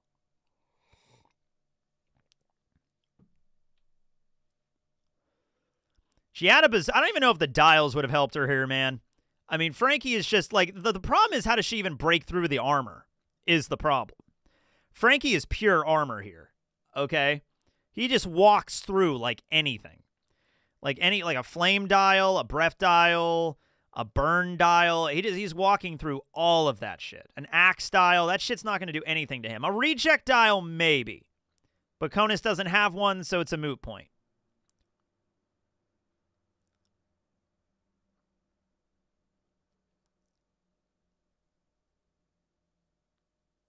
Yeah. I think maybe like if the battle, like, I don't know, Conus is not super, like, she's not dumb, but she's not brilliant. So she's not going to instantly know, oh, his back is the weak point. And maybe Frankie covered up his back finally. I don't know. But yeah, it's going to be pretty damn tough for her to win this. It's a burn bazooka. It's basically a flamethrower. The flamethrower Frankie's just going to walk through. Even if it was a bazooka round, he'll walk through that. Like, I think Frankie right now could walk through a bazooka round. But this version of evil Frankie, like, look at this. Look at this guy. He's like, yeah, I don't think a burn bazooka to the face is going to be enough to bring this guy down. BF-50. Yeah, and plus all the other weapons he has on it. He could just unleash the salvos and destroy her. There's no rules. It's a street fight. All right. Bad timeline. Frankie takes this one. Sorry, Conus. I had so much hope for you, especially with the Rocky training montage. But you'll have another shot. You'll have another shot. So don't worry about it. Hey, everybody needs some votes. You know, you got to vote for the person you think would win. Sometimes you got to vote for the underdog. All righty. Round 6, Goldie Roger versus Eneru, God of Lightning, Lord of Skypiea, Lord of the Fairy Verth, and Commander of the Automata Army. Okay. So, I'm thinking Roger, but who knows what this might be. Okay. So now they have to help a random cartoon character. So I'm going to roll on the cartoon character table. And there's going to be a particular thing that they're going to have to listen to this cartoon character and help him out as best as they can. Oh, by the way, I have to add a cartoon character to this. Hold on a minute. There's a cartoon character I meant to add that I did not add. So let me just add him really quick. And we don't know if he'll come up or not. If he does, that'd be great. I would love for this character to be included. All right. Okay. All right, here we go. Eneru doesn't help anyone. Well, he's got to. He's got to help out.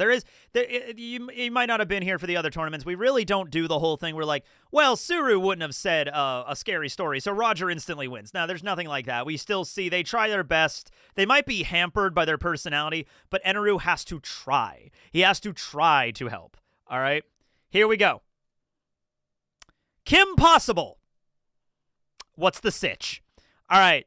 So, Eneru and Goldie Roger have to help Kim Possible at something. She's like secret agent, so it's probably going to be to like infiltrate Draken's hideout or something. Oh, I have a good one. I'm just going to go with this one.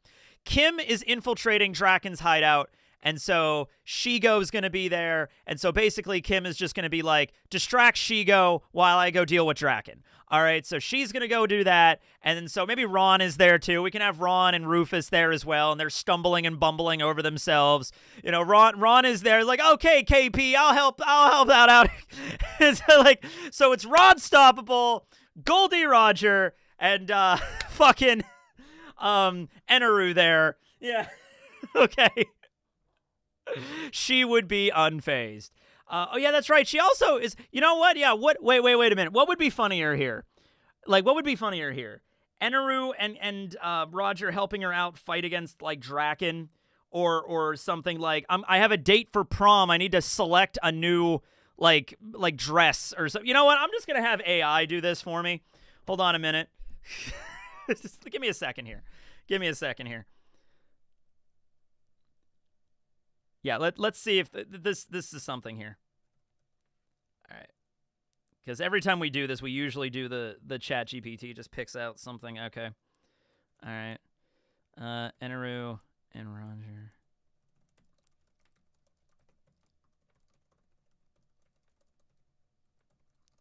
What would this problem be? Oh my god. All right, go ahead. Let's see what we got here.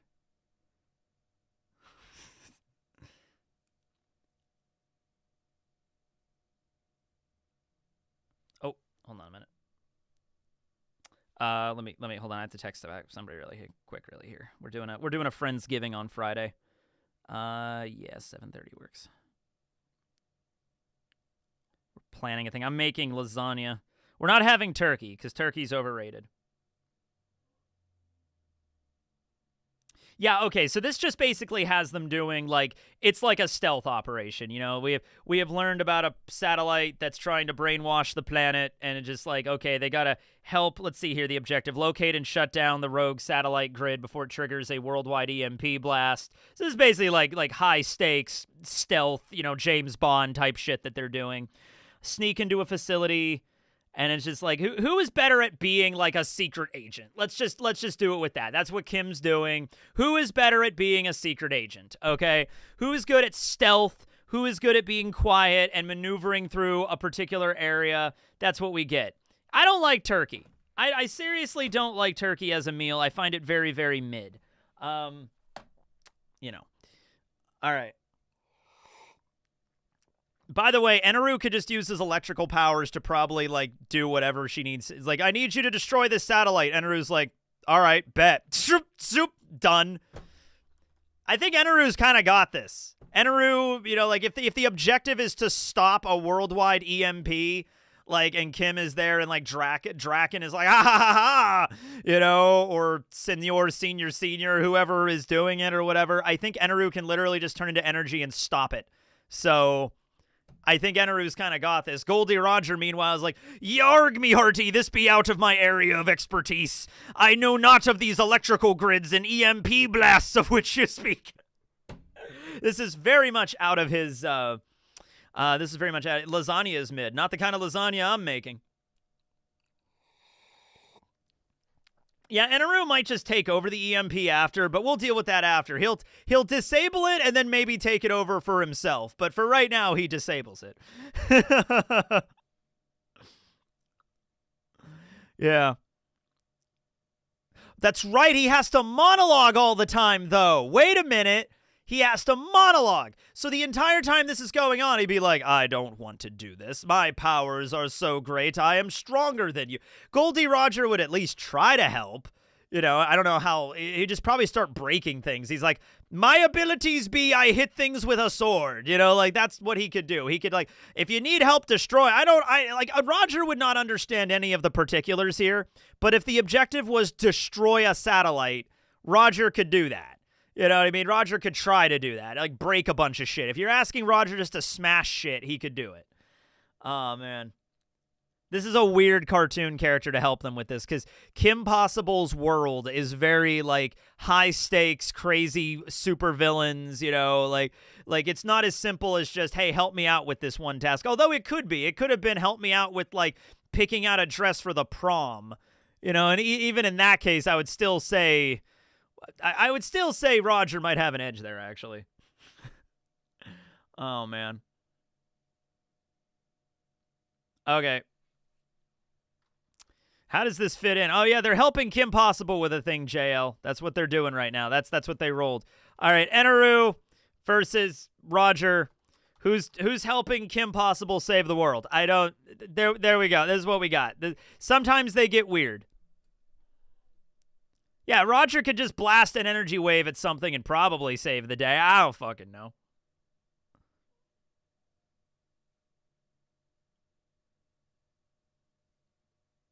He could also use Divine Departure and knock out whoever's controlling it. Yeah, I think Roger would be more amenable here. Why would they help? Because that's what they're tasked to do. I think he'll do it, but he's going to do a long-ass monologue before he goes and helps, which is also very in Eneru's character. So he's going to do this long-ass monologue, and he doesn't want to help, but he's going to do anyway. Roger, meanwhile, I think would be more amenable to just kind of helping her out right out of the get-go. You know what I mean? I think he'd be like, all right, you want me to help you with this thing? I don't understand what's going on, but basically the gist of it is some bad guy wants to destroy the world or fuck things up, and you want me to help you stop him. All right, fine. You know what I mean? I think Roger might be helping that. But Eneru, once Eneru is done with the monologue, he probably would get it done way faster. But how long is the monologue is the thing you got to understand here. Yeah. Draken starts monologuing, but Eneru starts monologuing. Yeah, this is just going to devolve into a Draken-Eneru monologue at each other, while Roger and Kim just sneak behind both of them and end up saving the day. And Ron and Rufus are there stumbling around the evil lair as well. Yeah. Call me, beat me, if you want to reach me. Doesn't matter where, doesn't matter when. I will be there for you till the very end. There's danger or trouble, I'm there on the double. Only to call Kim Possible. Dude, I haven't watched Kim Possible in, like, it's been over a decade, and I still remember the theme song. Dude, I remember the day that show first aired. I was there day one, watching it on Disney Channel, the first 2 episodes. I remember watching that show and being like, this is the greatest show ever. I remember watching that show, loving that show. God, very early mid-2000s on that one. I've seen a little bit of Pluribus. I've not seen all of it. I love Rhea Seehorn. I loved her in Better Call Saul, and here she's incredible. So yeah, Shigo is the baddie. Everybody remembers Shigo as the baddie. All right, Roger's got it. Roger takes it. Roger is just helping better while Eneru and Draken are monologuing in the background. All right, Roger, you got it. Eneru goes down to, oh, wait a minute. Does he not have to, wait a minute. Does Eneru have to fight Conus? No, not yet. Eneru has to fight Paulie next, but if Eneru beats Paulie and then Conus beats Gedatsu, which I don't think is going to be hard, Eneru's going to has to fight Conus. Oh, that's going to be crazy if that happens. All right, we'll see how it goes. All right, where are we at? Time codes. That was an odd one. Yeah. Oh, that was an odd time. Oh, like the mid-2000s? Yeah, the mid-2000s were weird. Wouldn't change it for anything, though. Okay. It's the prophecy. The destined battle. All right, round 8 is going to be at about 20 seconds. We got... Oh, this is a good one. All right. I'll have to do the setup for this when we get there. All right. Most of us had a crush on Kim Possible as kids. Oh, yeah, definitely. Definitely. Shigo as well. Okay, here we go. Round 8. Now, this is a very important one you got to understand. Wapol, but it's Wapol that has achieved Zen. He has peak mental clarity. He's not any smarter necessarily, but he's calm and he's focused. And he's not all about the bluster and the bravado. He has realized from his past mistakes. This is a Wapol that has learned to turn out all of the excessive thoughts in his mind. This is a Wapol that has kind of like minimized his ego and has learned to just breathe. Breathe, Wapol. Yes. And he is focused on the task at hand here, okay? So, he is going up against Eustace Kid, who has the exact opposite. Eustace is currently completely and utterly destroyed by the flashback of his dead friend, all right? So, this is where we're at right now. I just need to declare. Now, Wapol is also made out of fucking tin. And, wait a minute. Is tin, it's aluminum, right? I think. Is tin magnetic? Hold on, I need to check this. That's actually really important because these two are fighting now. No, tin is not magnetic. It is weakly diamagnetic and repelled by magnetic fields or paramagnetic and is attracted to magnetic fields, but not strongly so. Okay, so it is not. All right, so that's going to make sense. Kid cannot just instantly just swoop, boom, boom, boom. He can't do that. He cannot do that. Now, the Awakening could do that, but he has to use a sign, and I don't think Kid is in an Awakening-type mood right now. Using his Devil Fruit Awakening, that's a certain amount of effort, and I don't know if Kid is really in the mood to do that right about now. Okay. All right, all right. Can he repel it, though? No, it's not magnetic. He can only repel magnetic things. Yeah. Kid can control non-magnetic things like gold. When has he ever used his magnetic powers for gold? Because if he used his magnetic powers on gold, that's Oda fucking with... Okay, well, you know, if he's never used it on tin, then I don't know. Because gold is not magnetic and neither is tin. So Oda's changing the rules then on that. Yeah. Anyway, let's find out even what they're doing. It might not even come in handy.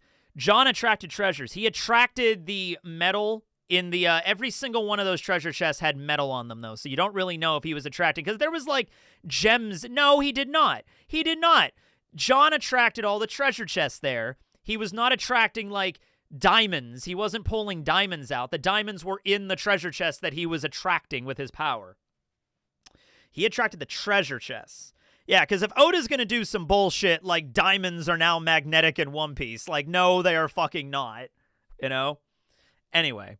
We don't even know if it's going to be relevant. Let's see if it's going to be relevant. All right. Oh, I don't even think this is going to be relevant. Who's better at playing RuneScape? Who would reach 99 in a skill the fastest? So they're just on a computer. Who would be the more dedicated person to sit down with their... I think Wapol's fucking got this! Oh my god. So they have to pick a skill. They start a RuneScape account in OSRS. Who is going to be the first person to reach 99 in a skill? Oh, man. Oh, man. And Wapol has a buff. Wapol is locked in. Wapol has achieved enlightenment. He's achieved Zen. He's just like, I'm going to start this account. I'm going to buckle down. I'm going to focus.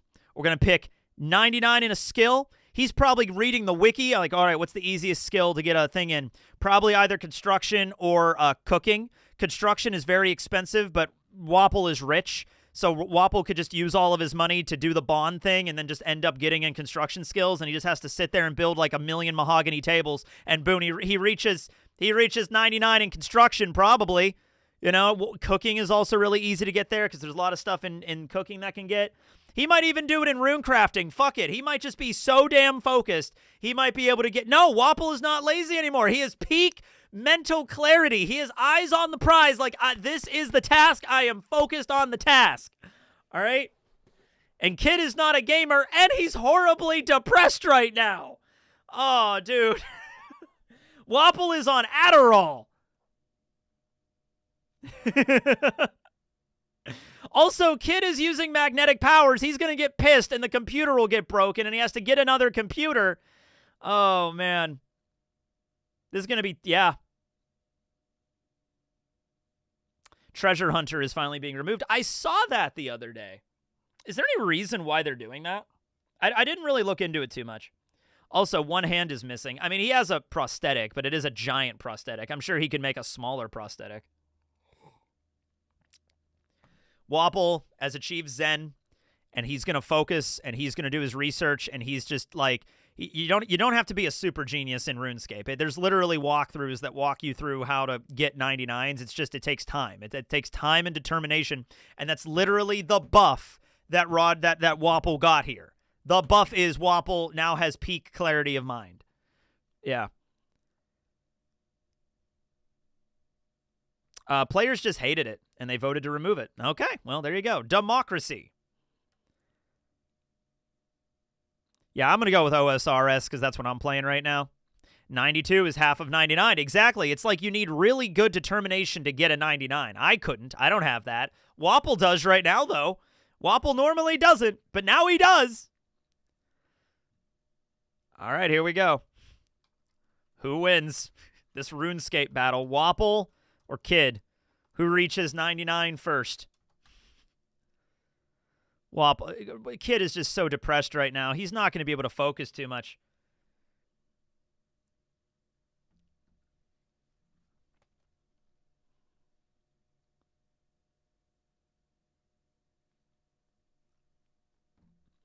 I have not cooked anything out of the One Piece cookbook yet.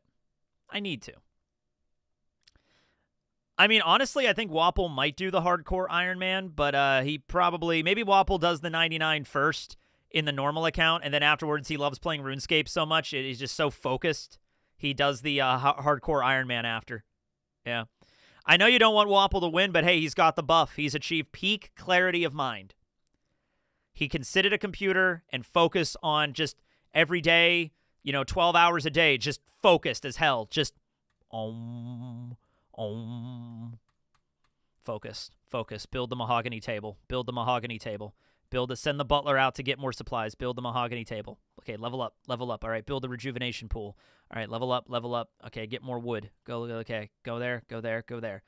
Wapple, he's got this. Yeah. He could probably do it in a couple days, to be honest with you. Maybe like 2-3 days of playing, he could probably get a 99. If it's construction or cooking, probably construction. You could probably do it.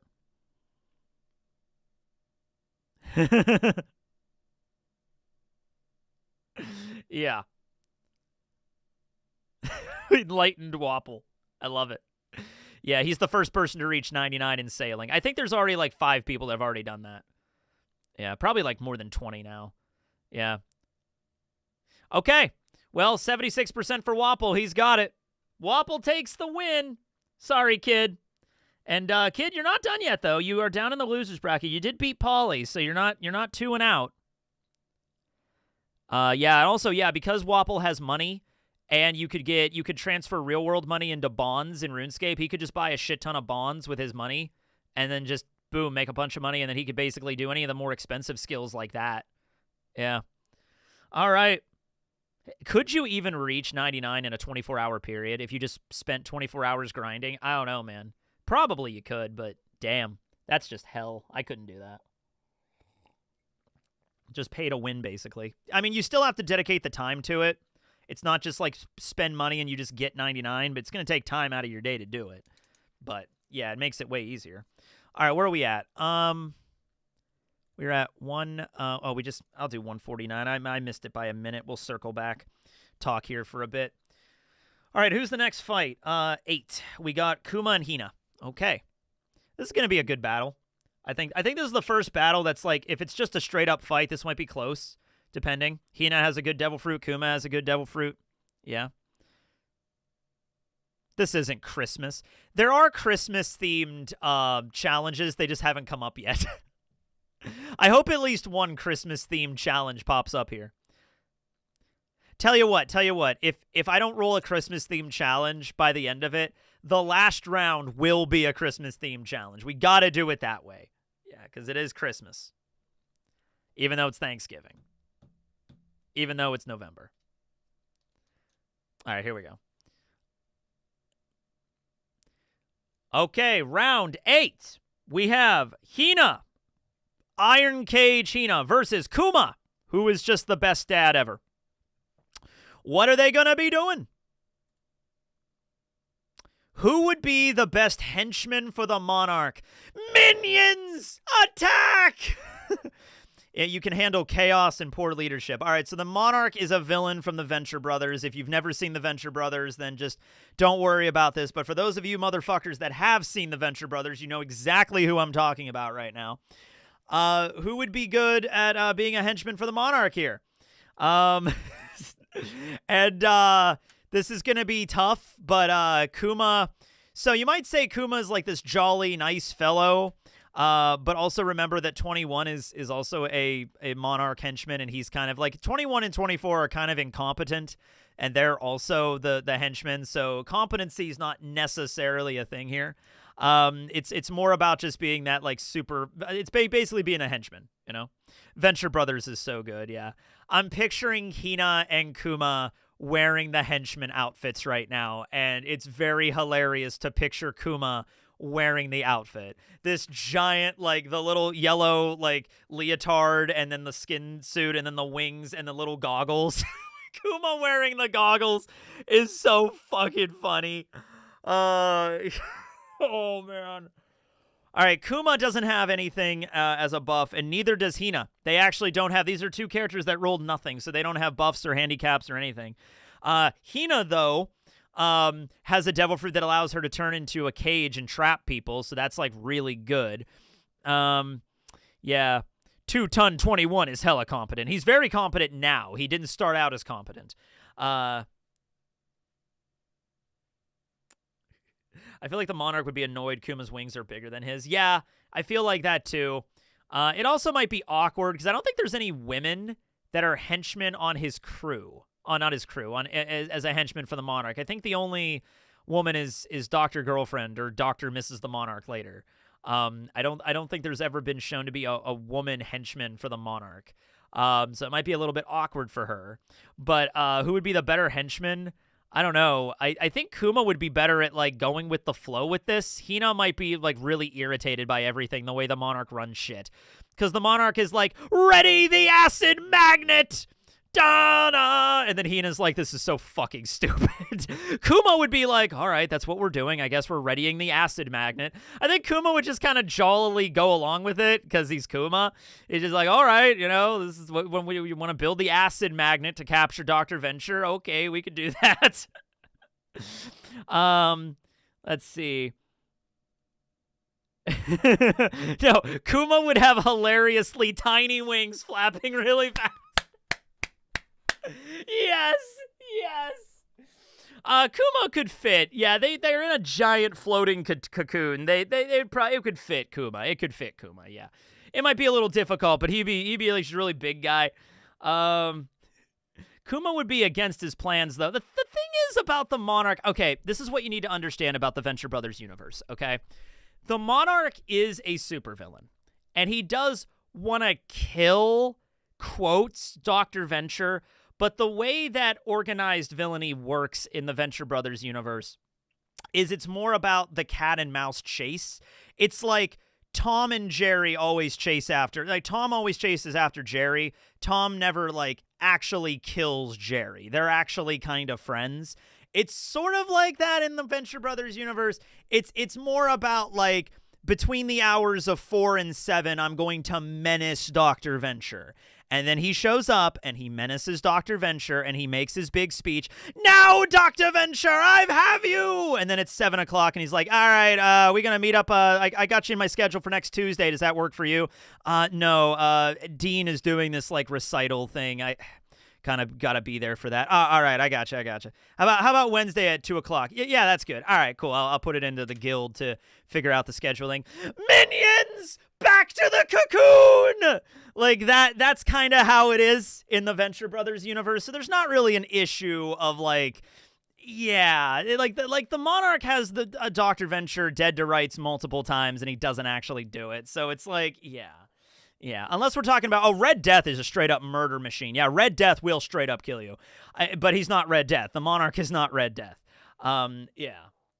Yeah, he's not. It's not about evil. It's just being a hater, basically, is like that. It's basically like, do you ever have anybody in your life that you genuinely despise with every fiber of your being?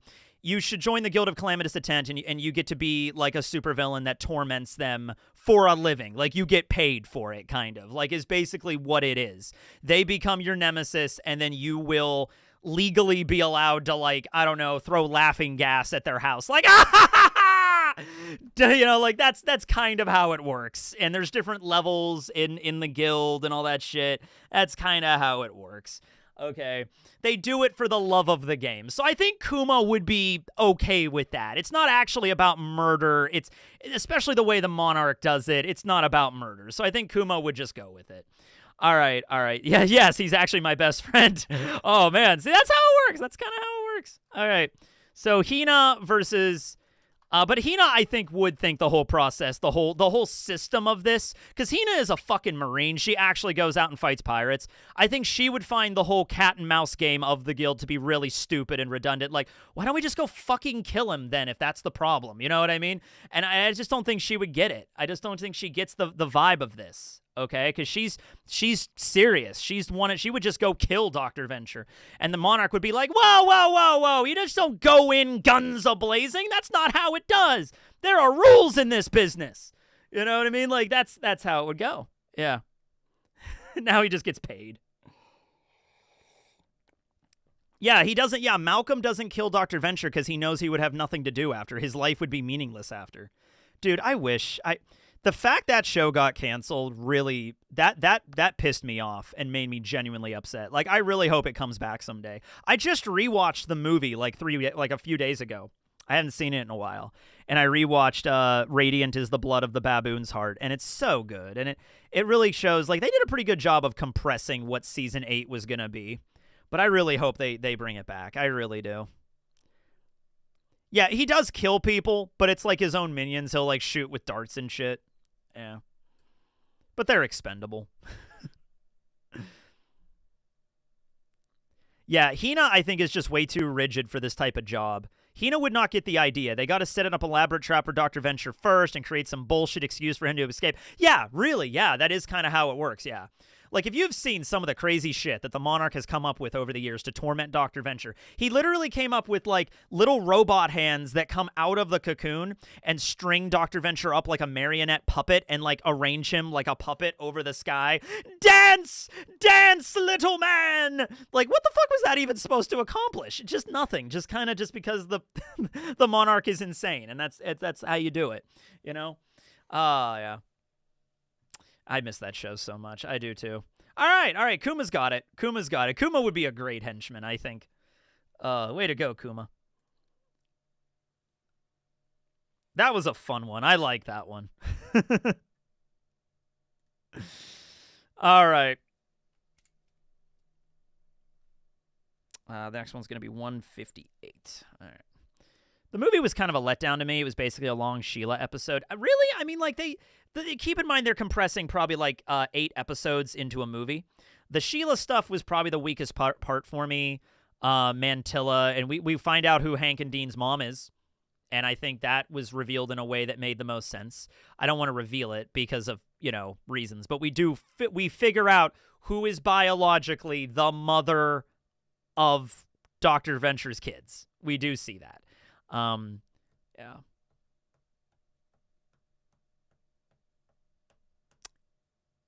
Okay, moving on. Round 9. Where's round 9? Round 9 is down here. I think it's the loser's bracket. Yep. Hina versus Killer. All right. So the first person to be eliminated and the last person to be eliminated. Okay. Hina and Killer. Both of these characters can be pretty no-nonsense. Like, they just fight. I would say Killer is way more competent and level-headed than Kid, and Killer also has Conqueror's Hockey with this buff. Hina does not have a buff, but she does have a Devil Fruit ability, and she's a Rear Admiral, which actually Vice Admirals have been confirmed to use Observation and Armament, but maybe that's the reason that Hina is not a Vice Admiral yet. Maybe she cannot grasp Observation and Armament. Let me check really quick before we get into the fight. I don't even know if it's going to be a fight, but let me just check really quick to see if Hina can use Hockey. Because if she cannot... Actually, no, it's never been mentioned that she could. Maybe that's the reason, then. She's still trying to get a handle of her hockey, but she just doesn't have it yet. All right, so what are they doing?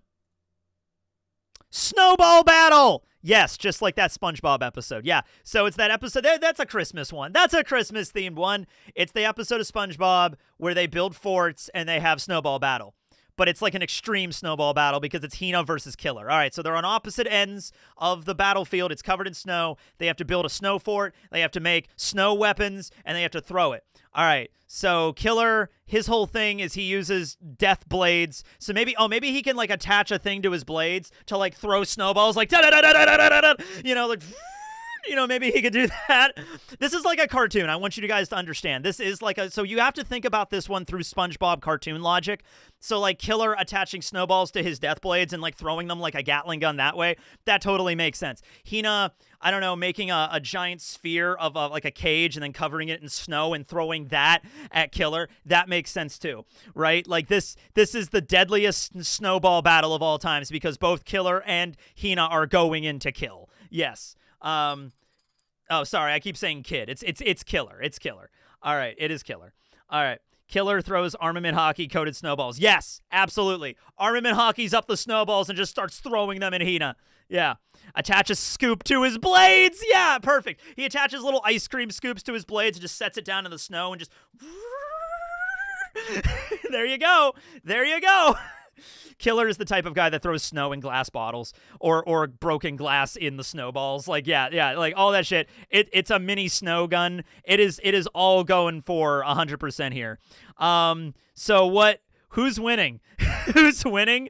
Who builds the most impressive fortress and is like better at throwing snowballs? I think Killer is better at with the machine gun technology. I think is better the machine whirling blades technology. I think this might be better at throwing snowballs than Hina. Hina can make a giant cage, so she can make a pretty good... She could reinforce her fortress with her cages. She can make a bunch of bars and then cover them in snow, and so Hina's basically got a giant castle of a fortress of a snow fortress, let's say. So Killer wouldn't have that. I think, okay, this is tough. Defense, Hina. Offense, Killer. Which one would be better, I think? This is interesting. Yeah. An iron snow fort. Yeah. This is tough. This is like ultimate spear versus unbreakable shield kind of thing. Yeah. He can Conqueror's hockey those snowballs. Absolutely. Oh, he throws armament Conqueror's infused snowballs at the iron cage, busting the shit out of it. Yeah. Yeah, we could do that. Yeah.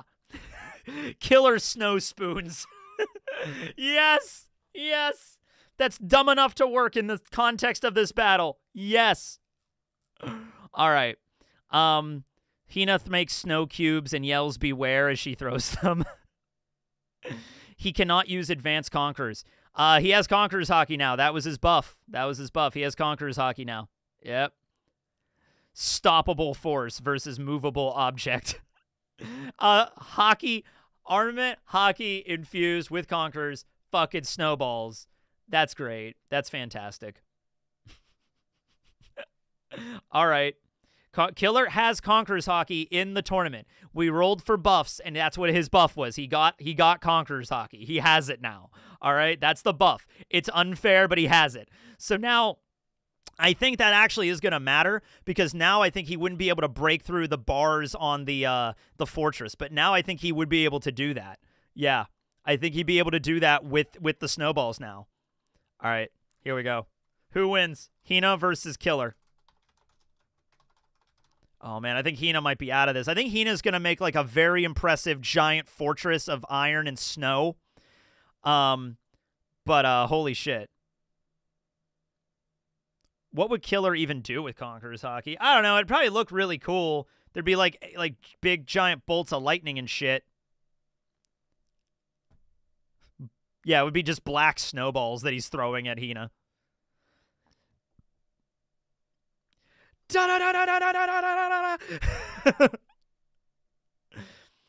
Hina would handcuff Killer. Well, they're starting at opposite ends and they're building fortresses, and I think if Hina just ran out to try to grab Killer, I think Killer would just mow her down with the snowballs with armament hockey, and she would just lose if she tried that. It's more about like a snowball fort battle, like in that episode with SpongeBob and Squidward. Snowball effect. This is a very entertaining fight, but I think Killer has it in the bag. Yeah, I think he does too. I think it's like the fact that it's more of like a fortress battle rather than a straight up hand-to-hand fight is the thing that's going to do a thing here. Hina would make a good fortress, but Killer has infinite projectiles with the snowballs. And dude, you can't even say that, like, you can get hit by a snowball and it hurts like a motherfucker. All right? And just imagine armament hockey on top of that. All right? Like, that would be like getting hit with a fucking iron cannonball. All right?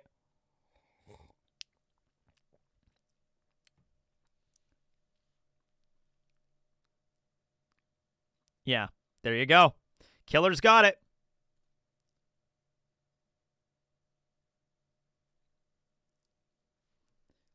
Killer wins the snowball fight. All right. Where are we at? 2 hours and 5 minutes for the next one. That was a pretty quick battle, so we'll just go right into the next one. Yeah, Squidward just keep getting his fireplace extinguished. All right. Round 10. Eustace, Captain Kidd, second chance, and Suru's second chance. All right. Tactically speaking, Suru definitely has the advantage, but she also has wet socks. Remember, she has wet socks right now. If she was in the snowball battle, that would have been rough because, like, her feet are wet and cold and freezing over and getting frostbite the entire time. So if it's anything cold-based, you got to be careful with that, all right? So let's see where they're going to be doing. Oh, God, it's the exact same thing, but a different thing, kind of. So this is sort of similar to the last one, but it's building a snow fort. So it's like the last one, but specifically just building a snow fort. Who would build the better snow fortress? Oh, my God, that was related, but different. This is a problem for Suru. She has wet socks. Nah, reroll. No, they're different things. I put them on there as different things. I didn't expect them to be back to fucking back, but they're on the same thing. They're different things. I put them on there. I didn't expect them to be right after another. All right? Whatever. They're different contests. One was a snowball battle. The other one is just building something. Like it's a sandcastle at the beach, except it's a snow fortress. All right? So this is going to be a problem because Suru has wet socks that cannot be dried. All right, she can put shoes and boots on, but they're going to get wet too. They're infinitely wet socks, and it's cold out. Trying to build a snow fortress with wet socks. Get back to me. All right?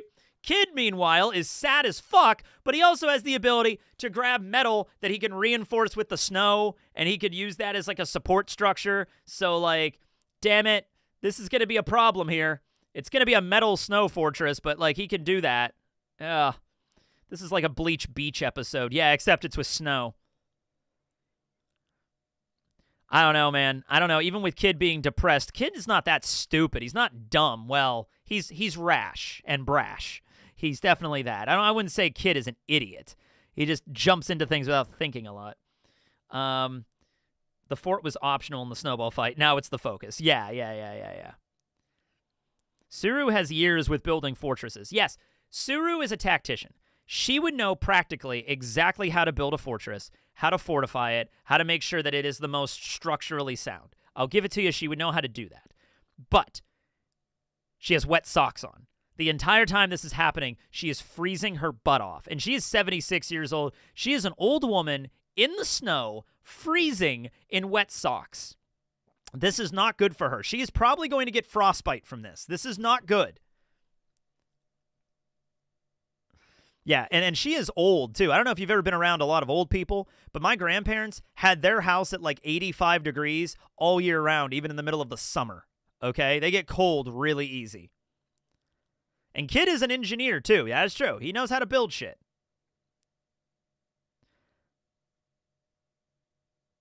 All right. I don't know. I think I'm just going to go to the poll on this one, really. It just depends on how bad the wet socks are really going to weigh her down here. I'm sorry. I'm sorry, Suru. More like belongs in the trash. Could she finish faster than the frostbite? I don't know, man. I feel like I'm picturing myself outside in the middle of the winter wearing wet socks in shoes or boots, trying to build something. That's going to be uncomfortable really fucking fast. Kid is 1 centimeter taller than Suru, by the way. That might be relevant. That might be relevant if they were getting into a fight with each other. Probably not so much here. I wouldn't go in the snow in wet socks. Well, you got to. You're pushed out. You got to go. Build a snow fort. She'll try her best, but man, she's old. No amount of hockey's going to help you there. That's just old age. That debuff was strong as hell for this. Yeah, seriously. The fucking wet socks, man. They came in handy for this. I mean, not handy for Suru, but for Kid. Kid is depressed, and he's making his way through this shit. Okay, it's 81%. I think this is just Kid. I think Kid's just got this. I don't go out in the summer with wet socks. Yeah. All right, here we go. Eustace got it. Oh, my God. He's going to have to fight Killer. Oh, man. That's not going to be a fun fight. That's going to be even more of a depressing fight. Now he has to fight his best friend.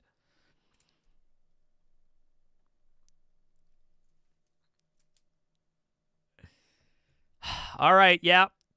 So we're not doing round 15 yet. Killer will fight Kid.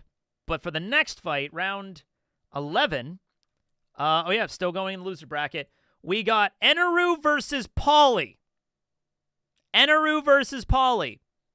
Loser bracket, whoever loses is knocked out of the tournament for good. All right. What are they doing? Okay. We're doing a battle. Both combatants have help from the cartoon list. I also have to roll for a location, and I actually don't think I have the location tab queued up here, so give me a second to do that. Let me pull this off for right now. Let me add a new random list for the locations. There we go. Alrighty. So, okay. So they're both going to have to roll for help on the list. Now, it's a battle. It depends on who they get to help them. Maybe they get somebody really powerful to help them, or maybe they fight somewhere that doesn't help Eneru. I guess we'll see. But remember, Paulie doesn't have a Devil Fruit power, and Eneru does. So if it's anywhere that's underwater or near the water, Paulie might have a shot at winning. Okay? But we have to wait to see how this goes. All right. Cartoons. All right, so Eneru's ally is going to be Samurai Jack.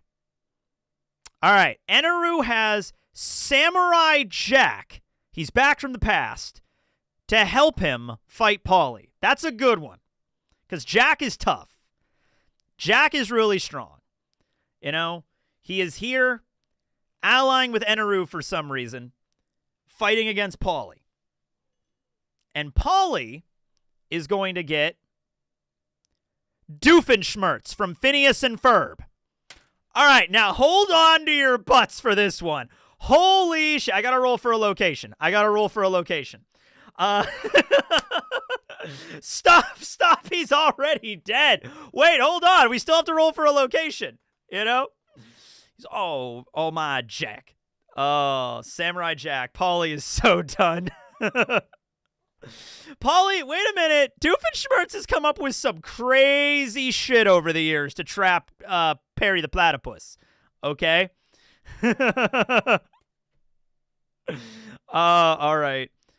Now, location. London. All right. So they're in London, modern-day London. Eneru arrives. Paulie survive. Okay. One thing we did do last time is roll for how far away they are from each other, because London is a big fucking area. So I'm going to roll this. One is they're as furthest apart from each other as they possibly could be. 20 is like they're right next to each other. They just spawn in next to each other, and everything in between is kind of like, generally speaking, how far away they are. That's kind of the idea. Okay, it's 12, so they're definitely closer to each other than further away. I'm going to say with a 12, like, they're a few city blocks away from each other. So there's some time here. They spawn into London. Eneru is with Samurai Jack, and Samurai Jack is just like, we must defeat this person. We have to do this in a calm and logical way. We have to know our enemy first before we engage. And Eneru is just going to begin to monologue about how fucking awesome he is, because he's Eneru and he has to monologue. So he's just going to be like, I don't need to watch. This is going to be very conflicting. So they're allies, but they're not like, it's not like Eneru has to do everything that Samurai Jack says, or he has to do it that way, right? They're allies, but this is going to be a very difficult thing because Eneru's personality is very different from Jack's. Jack is all about like, I will help you in this battle. But we have to focus, and we have to do it in this honorable way. Like, he's going to want to do this honorably, and fucking Eneru doesn't fight that way. Eneru is just like, I'm going to go find them and electrocute them and just end it. So there's going to be a little bit thing there, but he does have to monologue. Meanwhile, on the other side, a few city blocks away, fucking Polly spawns in wearing cool armor that's very intimidating, and Doofenshmirtz is there and just like, yes, I will plan to capture Perry the Platypus with my... Okay, what crazy...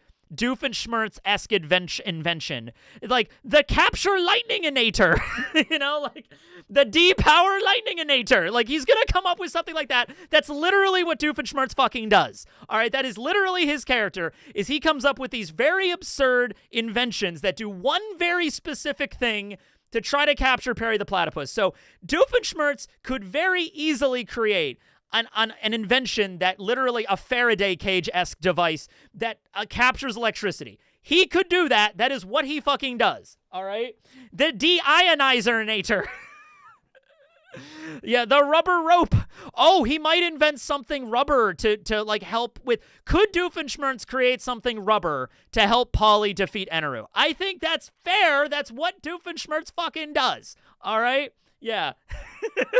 He creates a laser beam that turns everything into rubber. So let's just go with that. He's just like, aha! All right. So he turns Polly's ropes and his armor into rubber with the turn things into rubber-inator. All right, he does that. So now Polly is perfectly equipped to go fight against Eneru. So he's going to go run and bounce his way towards Eneru. He's going to have to fight Samurai. Now, Samurai Jack is going to shred Doofenshmirtz. Like, there's no way. Like Doofenshmirtz has really, like, battle capabilities. He's really got none of that shit. So either Eneru or, like, Doofenshmirtz is going to forget. He's going to, like, shoot himself. He's like, I will turn myself into rubber. He turns himself into a rubber statue. Oh, but Jack could easily cut him up. And Jack could also easily cut up Polly. Well, no, wait a minute. Jack, he has armor. But the armor is also rubber now. He's wearing hard rubber armor, but Jack could easily cut through it. He has a magic fucking sword. Oh, I think Eneru still's got this. Yeah. Eneru pokes the rubber armor with a hot stick. Yeah, because he could just use electrical heat and be like, all right, what about this then? Ah! You know what I mean? Yeah, this is cool. This is a cool idea with Doofenshmirtz creating like a device that turns anything into rubber, and Eneru can't use his lightning powers on them. That is kind of fun. But I think ultimately with Jack and Eneru has other ways to fight, I think Polly's kind of screwed here. Yeah. But the sword, that's right. The sword can only cut things that are evil. That is canon. He cannot use it to cut good, things that are not evil. It's like literally that's what the sword is meant for. Okay. So Polly is not evil. And I think you could argue Doofenshmirtz is not evil either. Doofenshmirtz is a good dad. He is a good dad. All right? He is not evil. Yeah, Jack will not physically be able to cut them. They are not evil. All right. So Jack is actually not very helpful here. If it was anybody, like if it was up against like I'm trying to think of somebody that's like straight up evil here. Like even Wapple might be difficult because Wapple's achieved enlightenment now, so I don't really know how that means if Wapple is still evil. But if Wapple, if Doflamingo was here, if like Jack was fighting Doflamingo, then Jack could cut Doflamingo. Jack could slice Emu like Aku. Like Emu is basically the stand-in for Aku here. Like that would be great if that was the case. But it isn't. It isn't the case. Jack doesn't need the sword to beat them up. That's true. He could still just physically beat the shit out of them, but he's not one-shotting them, cutting into Polly and just cutting him in half. He can't do that. He literally cannot do that. Yeah. Doofenshmirtz can trap Jack because Jack is too naive. What do you think? This is tricky. Do you think Doofenshmirtz could outmaneuver and trick Samurai Jack? I got to close this one poll. Hold on. He has a device that could turn people into zombies. Yeah, he could basically just make anything he wants. That's kind of what his thing is. Doofenshmirtz Evil Incorporated. Yes. No. Yes. Yes. Doofenshmirtz is too clumsy for this to happen. Dude, Doofenshmirtz is always foiled at the end of the day. But his plans work at the beginning, and then he's foiled at the end. Like, he'll make something that fucking works. It's just Perry always messes it up, you know what I mean? But the plan actually begins at the beginning phase. It actually seems like it works really well. Yeah. Doofenshmirtz would be offended when the sword doesn't work because he's not evil enough. That would be funny. That would be great. What do you mean I'm not evil enough? I'm evil as hell. I even made this make people evil innator. Oh, dude. And this happens in London for whatever reason. All right. I mean, we'll go with that. I'm going to go with the poll on this one. Actually, I don't know. I'm leaving this up to you guys. I actually don't know. Whoa, whoa, whoa. Oh, that's all of the locations. Yeah. Who wins? Yeah. Here we go. There we go. Yeah, we could fight in Candyland. We could fight in Chuck E. Cheese. That would be fun. All right, Eneru Pauly. Well, I'll do Eneru with Samurai Jack. And then Pauly with Doof. I'll just put Doof. Doofenshmirtz. Door. Doof. There we go. All right, here we go. Who wins? Yeah, Doofenshmirtz turns tectonic plates while keeping gravity stable. He wins. Yeah.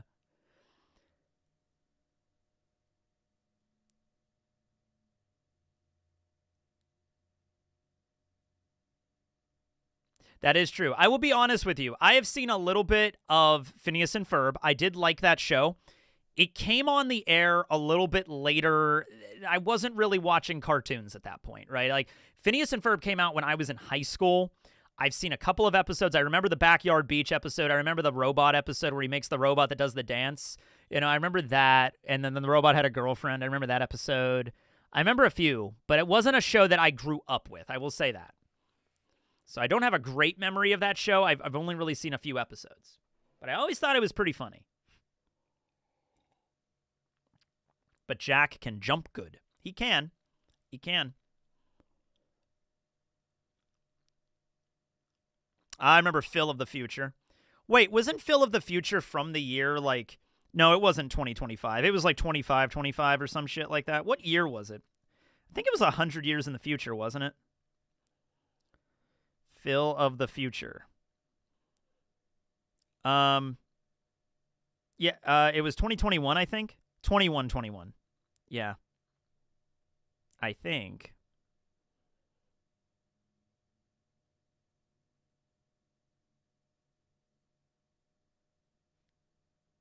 Boo.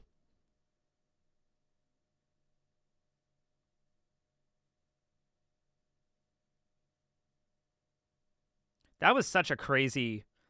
Like, now that I'm thinking about the premise of that show, it's just fucking nuts. He's the 22nd century man. That's it. He was the 22nd century man. So when we get to 2121, we'll... I mean, I guess I won't see it. I'd have to make it to be like 128 years old to make it to Phil's era. Maybe they'll improve. Maybe they'll improve it. I think the world record is 122, so I could live an extra 5 years of that. Yeah, I'll be fine. I'll live to be 128 years old. That's fine. Another revival. Wow, crazy. All right, Eneru wins with Samurai Jack. I'm sorry, Pauly and Doofenshmirtz. Your thing innators didn't work here.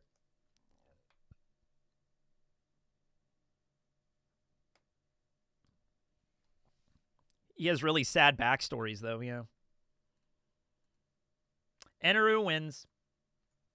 Okay, and then round 12. Oh, wait, I gotta get a time code here.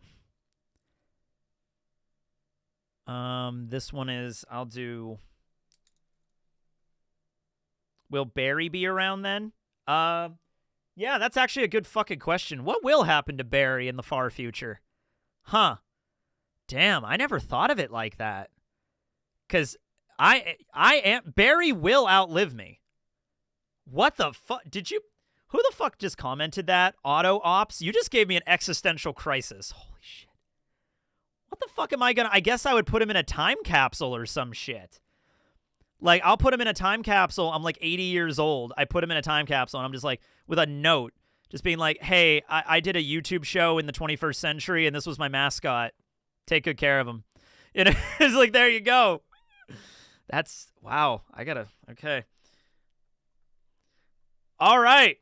So, round 12, we have Conus with a bazooka jacked as hell against Garetsu. If this is a straight-up fight, Konus is going to wreck Gedatsu's shit. All right? We'll see what we got, though. See what we got. It's a battle, but wait a minute. Wait a minute. The second combatant has help from the last person to lose a round. From the last person to lose a round, that means Paulie is helping Konus. No, Paulie is helping Gedatsu. Okay. So Paulie is helping Gedatsu there. All right. He has something to work with. All right, so Paulie comes back. He wasn't completely out of it. He wasn't completely out. All right, so Doofenshmirtz doesn't come back, but Paulie lost in the last round. So Paulie and Gedatsu versus Konus in a battle. Where are they fighting? Where are they fighting? The Super Bowl. Welcome to Super Bowl 60 halftime show. And then we have Konus walking out with a bazooka, jacked as hell, up against Paulie and Gedatsu. Paulie is wearing his armor, but I think Konus still wins this. I think we just see Konus beat the shit out of two guys at Super Bowl 60 at the 50-yard line. And just like, ah! And she just like immediately like okay, Gedatsu is really dumb here. So I don't even know if he could run straight at Konus. He would probably mess up and hit his jet down and go flying off in his stands. So it really is probably just like let's agree the real threat here is Paulie. The real threat here is Paulie versus Konus first. And I think Konus is just boom, fires at Paulie. He gets knocked back. Maybe he doesn't get defeated right away because he's wearing the armor. But then, like, Konus grabs him, puts him in a headlock, like, tap out. Tap out, man. Tap out. Yeah. Okay. And then she defeats Gedatsu, who's probably in the stands eating popcorn at this time.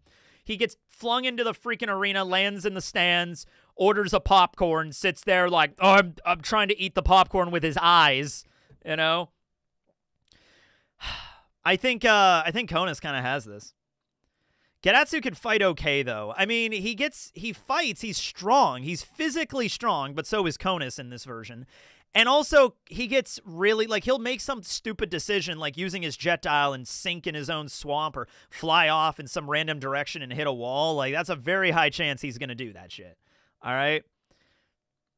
His armor is made out of, like, the scales of a sea king, and it's kind of like aesthetically looks really scary. So maybe Konus is a little intimidated by that, but it's not sea prism stone. It's not indestructible or anything.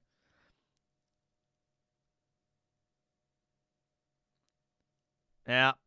Who's playing in the Super Bowl? I mean, I'll just, you know what? I'm just going to go and have the chat GPT tell me that much.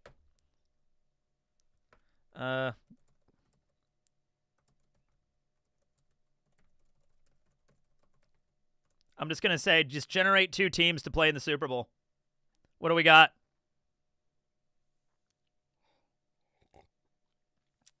Oh, that's right, the cheerleaders. If it's the Dallas Cowboys. All right, it's the Chiefs versus the 49ers. Wow, holy shit, the Chiefs in another Super Bowl. Who would have fucking thought it? Go, Travis Kelce. Man, I can't wait to see the Chiefs in another Super Bowl. They're so awesome. All right, it's the Chiefs and the 49ers. So, there you go. Boo!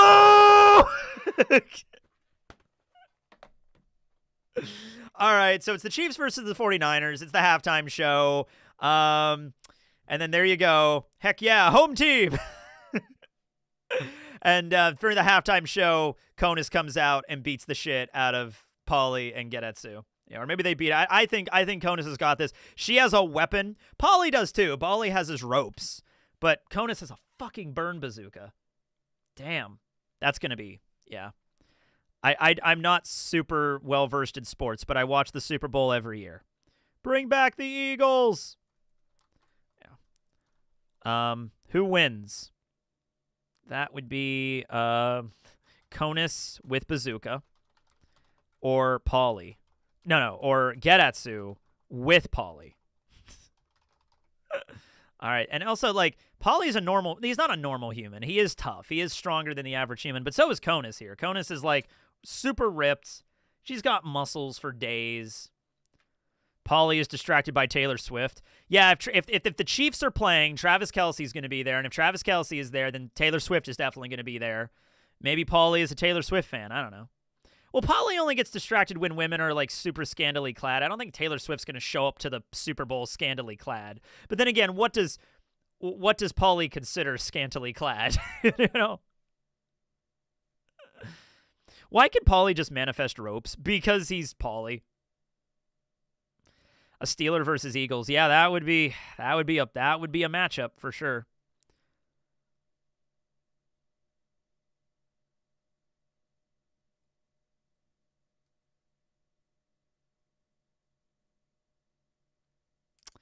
All right, it's I think wow, Conus 2-on-1, and I think Conus is still kicking the ass. I think the bazooka really evens things out here. Oh no, she's showing too much clavicle.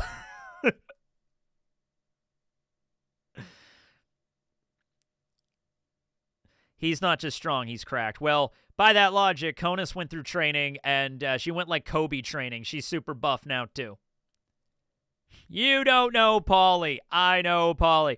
Hey, Paulie was already out of the tournament, but somehow he came back because of this one round. Revenge for Skype. Oh, yeah. Conus beats the shit. Oh, that's right. Conus beats the shit out of one of the priests, and then the next match is going to be against Eneru. Eneru's in the stands. She kills the shit out of Garatsu, and she just looks up with her fucking muscles and just like, you're next, motherfucker. Just like, you're next. Oh, dude. I feel like Paulie could beat Jason. Yeah, with enough prep time. But like Jason could like cut his head off. Like that's if he got close enough. Like that's not even close to it. But Paulie might be able to outmaneuver him, trap him with the rope, throw him in the lake. All right. Conus with a bazooka wins this. She's coming back from losers. All right. That's round 16. Oh, man, I'm excited for that. That's going to be fun when we get to that one. All right. 232. We're actually moving along at a good pace this time. I think it's just because I prepared this a lot better than the other ones. Yeah, he's afraid of water, obviously, Jason, yeah. All right, round 14. Okay. Oh, 13, sorry. Okay, round 13. Bad Timeline Frankie versus Goldie Roger. Bad Timeline Frankie is assisted by the Ghost of Tom. Goldie Roger is just really inspired by the will of Joy Boy. That's basically what's going on here, okay? So they each have a figure, but, like, Frankie's is real. He has, like, a real ghost guiding him. All right. Let's see here. What are they doing? Wow, we're doing another battle. We're doing a lot of battles here. Both combatants have help from the cartoon list. I'm leaving the battles on because they're the fun to discuss, you know, and also we get to roll on, like, the cartoon table and shit like that. No, he's not a ship. That's when he's 70. This is when he's 50, all right? So he looks, for those of you that are just joining us, this is Bad Line. I should just leave this on here. Bad Timeline Frankie, right here. I'll just leave it right down here. This is what Bad Timeline Frankie looks like. And he is going up against Goldie Roger. All right. So they're in a battle. They're in a straight-up battle. I would say Roger's got this, but let's find out which cartoon characters are helping them. All right. So Bad Timeline Frankie has Plankton from SpongeBob helping him out. That's actually really funny because Plankton is evil, and this version of Frankie is evil. So Plankton would just be like, ah, yes, a massive robot monstrosity that I can use to destroy the Krusty Krab and take the secret formula. Yeah, that's a huge upgrade. Yeah, oh my God, Plankton could actually pilot Frankie here. Like with this one, I will actually say Frankie could climb into Frankie's head and pilot him. It's like, you'll never stop me after I switch into maximum overdrive. Hiya! Oh, man, this works. That actually works really well. Okay. Now, Roger, who's Roger going to have to help him? Grunkle Stan from Gravity Falls. Hey, what the hell is this thing over here? This giant robot thing. What the hell is that thing? Can I make money off that? Can you beat that thing up, Roger, and go make it a display for the Mystery Shack? And I'll put it right out front, right next to the door, right next to the giant stuffed bear. You know what I mean? All right. So Grunkle Stan is not going to be a great help here. But Stan, I mean, Stan is pretty cool. I like Stan. It's just Stan can fight. Stan does have hands, but like we're talking about a giant robot here. We're not a giant robot, but like a decently sized robot. Like, I don't know, a 10-foot tall robot or something like that, right? All right, listen, Roger. We just have to win the Super Bowl. He's like normal guy strength. I would say he's a little bit, he's a scrapper. He can fight. Yeah. Okay. What's the location? We got to find out. An anime convention. All right. So they're fighting at an anime convention. A bunch of people are dressed as like has-been hotel characters and everything. Frankie's stomping around. Everyone's taking pictures. I'm like, oh my God, that's such a cool cosplay. Oh my God, that guy just looks just like Gold Roger. Holy shit. Oh my God, it's Grunkle Stan from Gravity Falls. That's so cool. You know? Oh, wait. Stan is going to set up a thing, and he's like, okay, they all get summoned into an anime convention. They're about to fight. Stan can read the room really well, and he's instantly like, yeah. Here we have a giant robot from an anime fighting against Pirate Man. That's $10, $20 for everybody who wants to see this. $20. Come on in and watch the anime fight. He's like, yeah, so Stan's going to make some money off this. So no matter what, Stan's going to get some money here. $50 about, yeah, he's like, hey, $50 a picture, nerds. Come on, $50. $100 for an autograph. That's gonna be Stan. So you do watch Has Been Hotel. I haven't finished the first season, but I've seen it. Stan wins no matter what here. No matter what. Yeah, he's gonna start going around and like, you're not taking pictures. Taking pictures. You gotta give me money. $1,000 for recording, nerds. Come on. Roger cannot go all out because of the bystanders. There will be bystanders here. There will be death here. Plankton and Frankie do not give a shit about innocent bystanders here. Stan would care because if all of the bystanders die, he doesn't make money. So Stan would care about bystanders getting killed.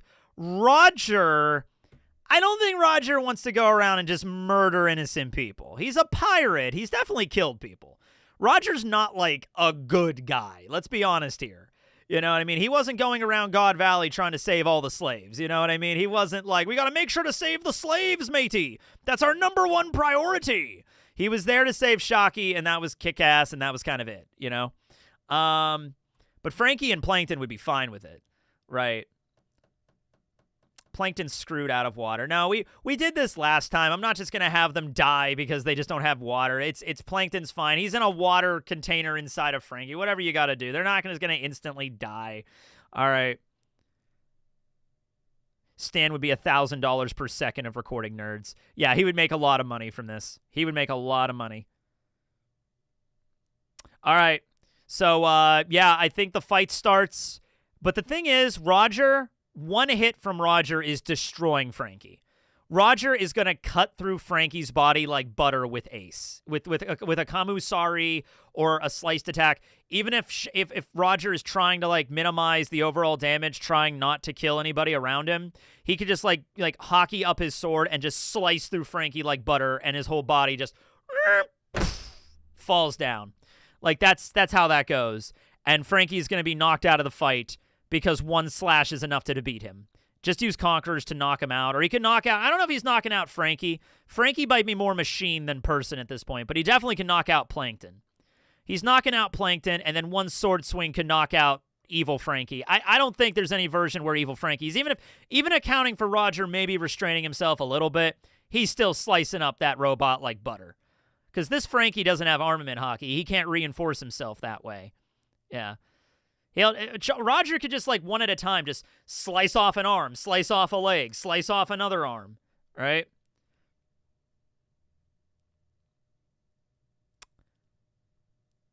Tom would just be there like, it's time, Frankie. It's time to pay for your crimes, your sins. All right, Tom. I'm coming home.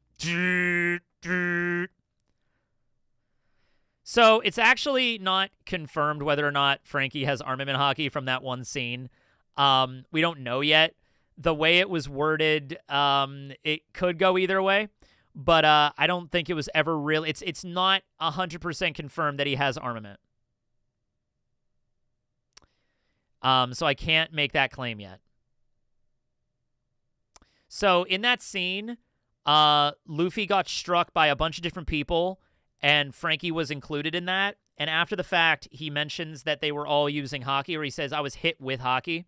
So the implication is that Frankie used hockey as well.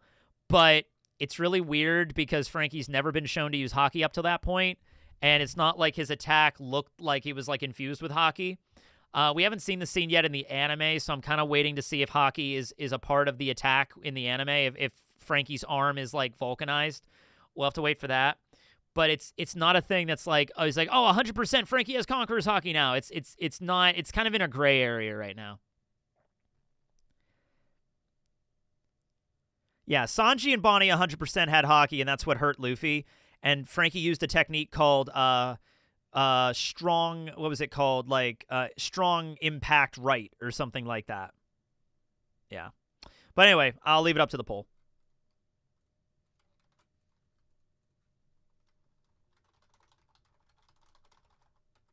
Roger and Frankie.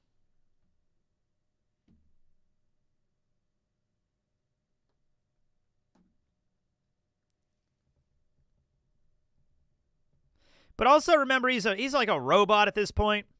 I don't know. What scene chapter is that? I can pull it up for you.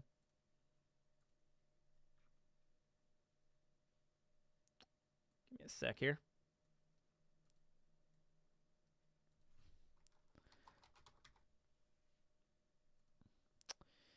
That was a technique he used.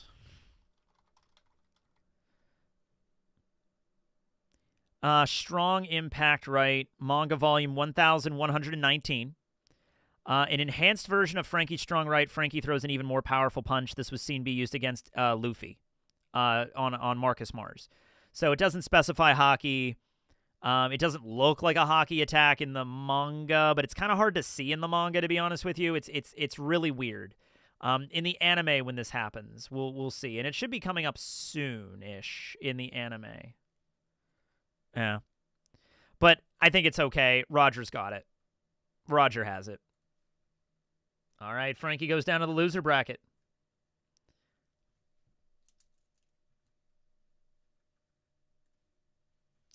All right. So 243 will be the next one. Sorry, Frankton. Yeah, in a straight-up battle, always bet on Roger, I feel. In a straight-up fight, Roger wins.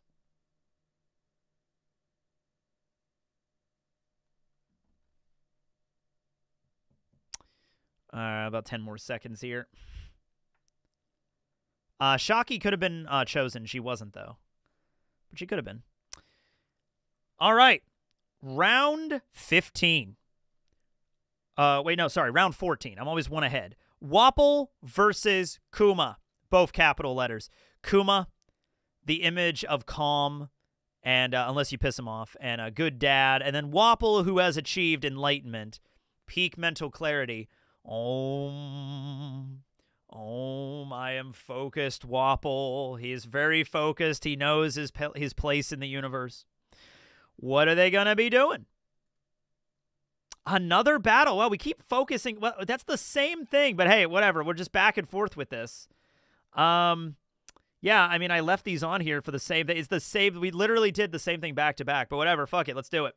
All right. So Kuma and Wapol are going to fight. The second combatant has help from the last person to lose a round. So that is who last? That's Bad Timeline Frankie.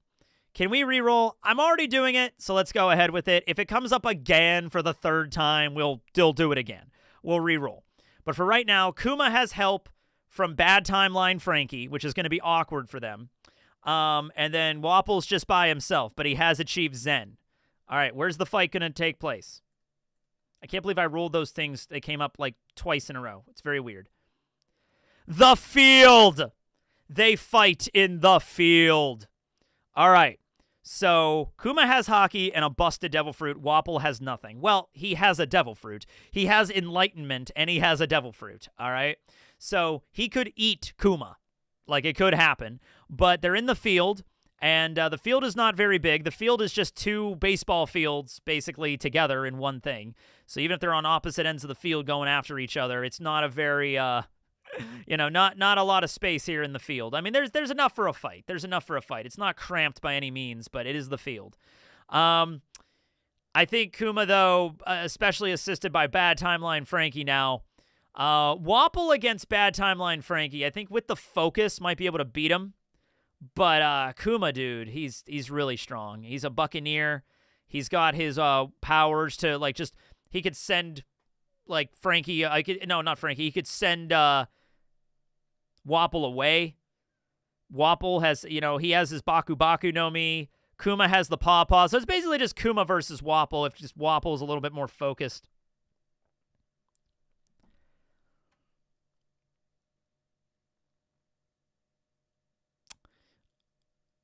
Oh yeah, happy birthday. Big Fax Machines. Okay, happy birthday. Since Wapple has enlightenment, does he also have Devil Fruit Awakenings? No, I'm not going to say he has an awakening or hockey or anything like that. It's just he's achieved Zen. He's achieved focus. That's what he has. But even with the focus here, he has to get close to use his powers, and there's nothing in the field to eat is the problem, right? Like, he can eat the ground, but there's no, like, guns or anything in the field for him to eat and gain the power of that. They're literally fighting in a field, all right? So he can't do that. Kuma and Frankie, I think, are just going to rush him. And Wapple might be like, I am focused. I know I need to fight here. So maybe he might pick Bad Timeline Frankie. Oh, wait a minute. What if Wapple eats... Yeah! What if Wapple eats Frankie and gains the powers of Bad Timeline Frankie? Holy shit. And then he uses... It's like, oh my god, you know what this is like? You know exactly what this is like? Super Boo in Dragon Ball Z, where he realizes he's getting his ass kicked by Gohan, and he can't win the way he is. So Super Boo knows he's not smart enough or strong enough to beat Gohan. So he comes up with a strategy to, like, I need to consume Piccolo, and then I need to consume Gotenks. Then I will be smart enough and strong enough to defeat Gohan. And he does. All right? That's exactly what this is going to be. So it's going to be like, Wapple's going to go after Bad Timeline Frankie, eat him, turn into a giant mech war machine, and then go up against Kuma. How about that? How about that? Kuma's going to have a little bit of a tougher fight there. Wapple ain't running from that. Okay, here's a point. Ursa's Shock. It's strong. Takes a lot of time to charge that. And I think if Kuma is going to take the time to charge up an Ursa Shock, then that's going to give Wapple enough time to go and outmaneuver Evil Frankie and eat him, turn into a monster, turn into a giant war mech, and attack Kuma while he's charging Ursa Shock. That shit takes time to charge. All right? It's not just like Ursa Shock. Boom! It's like a wom, wom, wom, wom, wom, wom, wom, wom, wom, wom, wom, wom, wom, wom. Ursa Shock. That takes, like, probably at least as fast as possible, maybe like 30 seconds to charge that shit. And that's probably even more. Ursa Shock light version. Oh, my God. So the way the arenas kind of work is they're not, like, you can't really ring somebody out. They're like in force fields that are blocking them. You cannot physically leave the arena. Because we've had issues with that before. Like, can you just leave the arena? Like, no, they're just locked in the arena. Wapple is not strong enough to just eat Frankie. No, but he is enlightened. So Wapple might, like, all right, this evil robot's coming at me.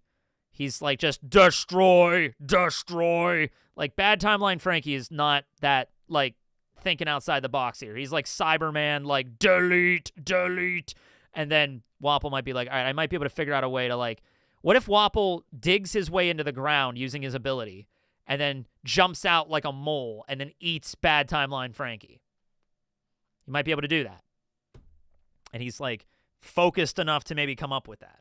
I don't know. Let's go to the poll. Wapple or Kuma with bad timeline Frankie. And if this comes up again, I will re-roll because that is crazy. It's like been back and forth between those 4 in the last rounds. Frankie can just flamethrower Wapple. Yeah, he could. He could.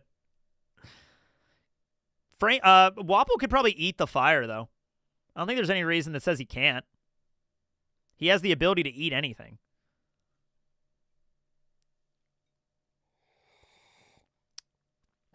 Yeah, that's the way it goes. Hey, but you got to consider all the options, you know? Hope you have a great Thanksgiving. Thanks for all the awesome content. Well, thank you, Monty. Appreciate the 10. We're doing a Friendsgiving on... Actually, not doing much tomorrow, but we're doing a Friendsgiving on Friday. Well, thank you, yeah. I do sponsorships every once in a while. Once in a blue moon, I'll do them, but not very often. I love that idea, but Kuma is still stronger. I tend to agree as well. I in most applications, I was tend to agree. Kuma wins. Sorry, Wapple, you go down in losers.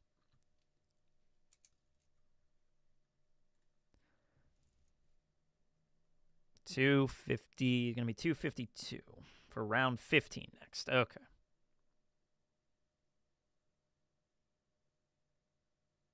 First time catching you live in the past 5 years. Damn. Nice to meet you. Welcome in. Hey, Travis.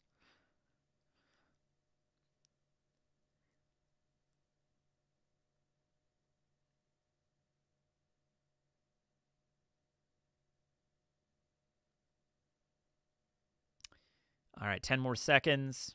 Kuma had the Bible. Kuma had divine help. That's how he won. Kuma is really strong, though, like, genuinely. All right. Round 15. Oh, here. Oh, this is a tough one. Killer versus Kid. Friend against friend. Captain against vice captain. Wow, this is serious. I swear to God, if this is another same thing. Okay, we already did RuneScape. All right.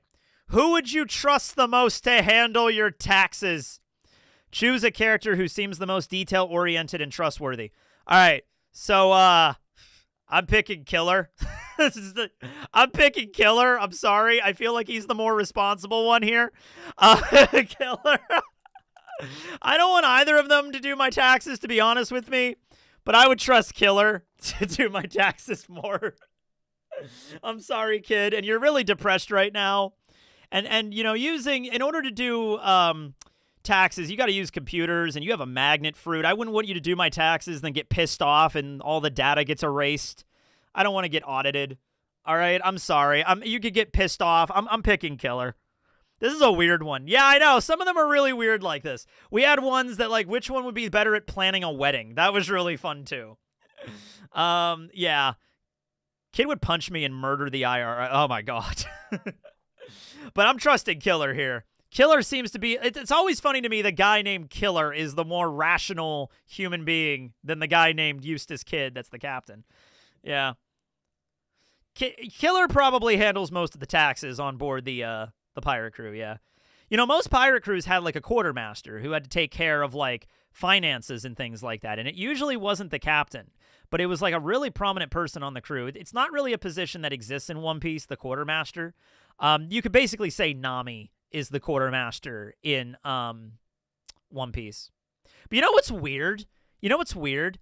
In the 4Kids dub, there's actually a scene. In fact, let me see if I can pull it up. In the 4Kids dub of One Piece, there's actually a fucking scene where Zoro mentions the quartermaster as a position, weirdly enough. Let's see. Do I have it in here? I have a lot of the 4Kids One Piece. Okay, this one. Hold on a minute. Hold on a minute. I think it's this one. There once was a man named Gold Roger who was king of the pirates. Let me turn on this really quick here. It's weird stuff I can remember. All right, I think it's when Zoro and Luffy are talking in the bar after Luffy saves him. Yeah, we'll get to the poll in a second. I want to see if I remember this. Right here. Awesome pirate flag. Okay, hold on. Luffy's 4Kids voice. Right here. This is the scene. This is the scene. Fellow pirates are going to be. You know, the quartermaster, gunner, surgeon, head cook. How big a crew do we have? Thank you, Mark Diarison, who was, I probably mispronounced your last name, who was the voice actor for Zoro in the 4Kids dub, which I think did one of the best jobs in that dub. And they actually was like, yeah, who's going to be the quartermaster, gunner, surgeon? Yeah, I'm not going to show you because anime footage and all that, but the audio would probably be fine. All right, anyway, there we go. Yeah. All right, open the poll here. Let's do the poll. Killer? Kid, this is a simple one. This is a simple. Basically, who do you trust more to handle finances? Isn't he also the voice of Guts? I think so, yeah. And he voices Gene in Hunter x Hunter. Yeah, that's right, he does. Such a good voice actor. Really love that guy.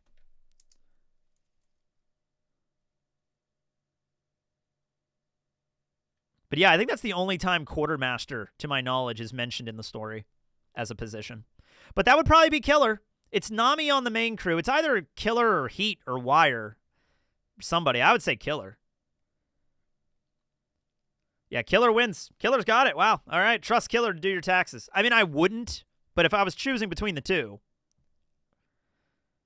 I like Ace's casting for the live action. Yeah, I think it's pretty good. I also saw Mr. One and Miss, not Merry Christmas, Miss Doublefinger, Zala's casting. I think they both look great. All right. Killer wins. And I think Kid is out of the tournament there. Sorry, Kid. You go off and be sad on your own, I guess. Killer takes over. Killer might still be able to avenge you here. Yeah, Usopp and Krillin have the same voice actor, too. Yeah. All right. 257. Round 16. Oh, is this it? Is this the one? It's the one. Eneru versus Conus. Okay. I'm just going to roll this. I really want this to be like the boxing match one, where they can't use Haki or Devil Fruit, and in which case Conus just obliterates. We'll see. It could be something really stupid, but let's see. Let's go. Okay. Who would you want as your partner in a zombie apocalypse? The character most likely to keep you alive and work as a team. That's on there. It's hold on a minute. Let me show you the whole thing to make sure I'm not making shit up here. Hold on a second. This is what it says. This is what it says. Who would you want as a partner in a zombie apocalypse? The character most likely to keep you alive and work as a team. That is the rule. Okay. Now, keep you alive, Eneru. Work as a team, definitely Conus. Work as a team. All right? That's what it says. How many charges does Conus get on the bazooka? I mean, like, the way the bazooka kind of worked in the anime is just you just keep firing burn blasts. I think that it's powered by dials. Do dials ever run out of power? I mean, they probably do, but, like, the implication is they can just store things and use them over and over and over again was kind of the idea. Kid, go, partner. All right, so this is, in terms of who can kill the most zombies, that would be Eneru. He could just, like, lightning bolt them all and kill them. Like, that wouldn't be hard. But I think it would probably also, like, working as a team, that's going to be hard. Because Eneru is over there bloviating and being a monologue machine. And meanwhile, Conus is way more loyal And she's okay. Enaru could just zap zombies. All right, I'm just gonna use this really quick as an example. I'm not trying to put my finger on the scale here in the slightest. Who would you rather be your partner in the zombie apocalypse? This is the way this is worded. I want you to understand the way this is worded. Who would you want as your partner? A large man that has the power of lightning, that's very full of himself and thinks he's a god, or a really buff muscle lady who has a bazooka. A really buff blonde lady who's ripped as hell. Who would you rather want as your partner? Because I know who I'm picking, all right?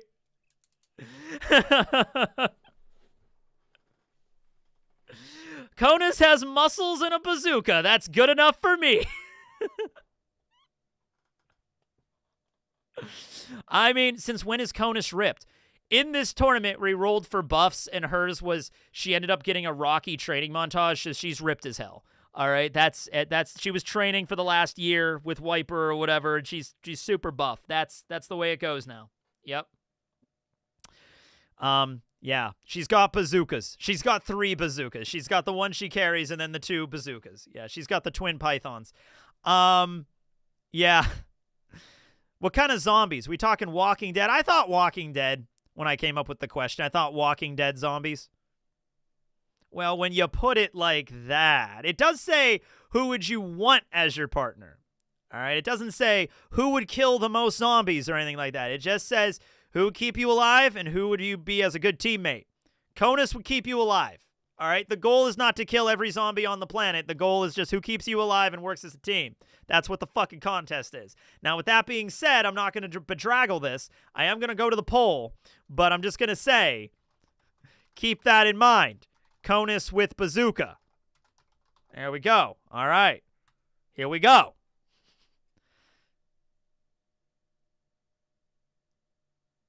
Yeah, Enaru, I don't think Enaru would care to keep you alive. That's the point. Yeah. He might, but he might kill you in the process while doing it. Because I don't think he's a really great guy here. It's more about trust. Because I don't think Enaru cannot lightning bolt every zombie on the planet at once. Like, he's not that powerful. He's powerful, but he's not that powerful. He could kill every zombie in a city, but he's probably not going to give a shit that you're caught up in it too. All right, you know what I mean? He'd probably just be like, okay, zombies, these things. He'd be like, these things are annoying, and then just kill everything. You know? That's probably what would happen. He would just nuke the entire city.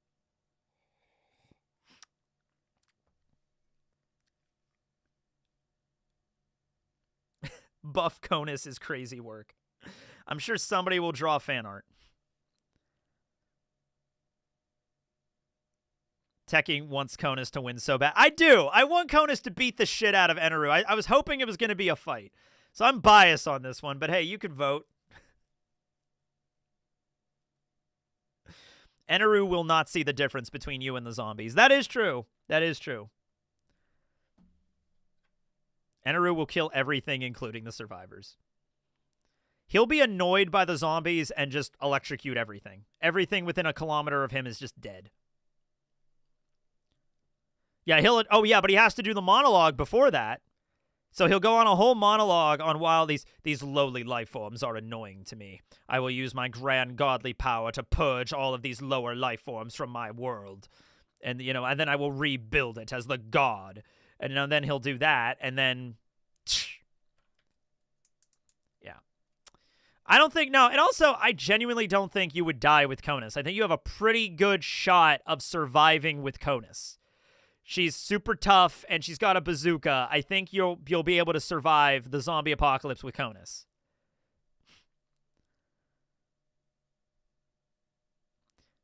Yeah, they can't touch Logias, but Enaru would probably be, like, irritated by them. I don't think Enaru would like them very much. He would probably just kill them all.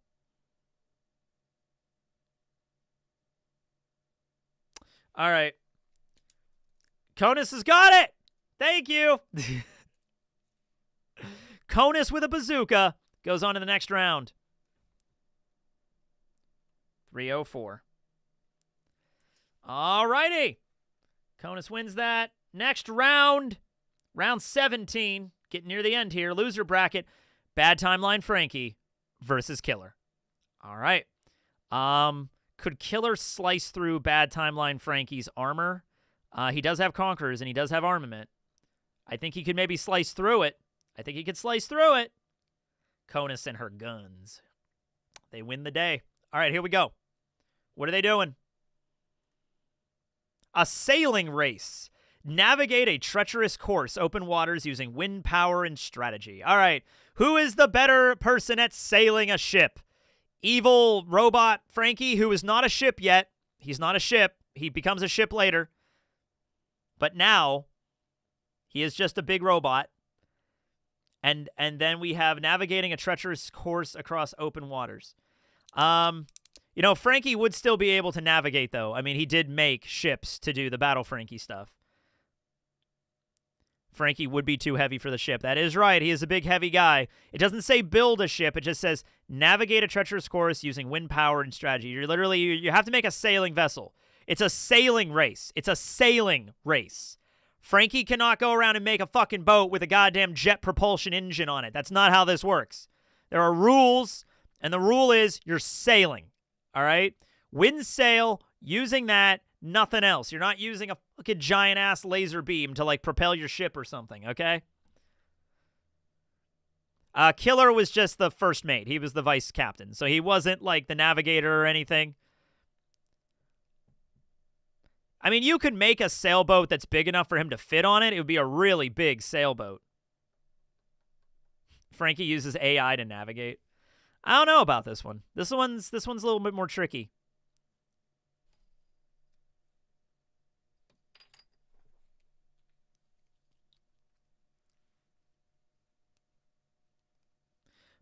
But Frankie at 50 is a point to destroy all ships in the world. Yeah.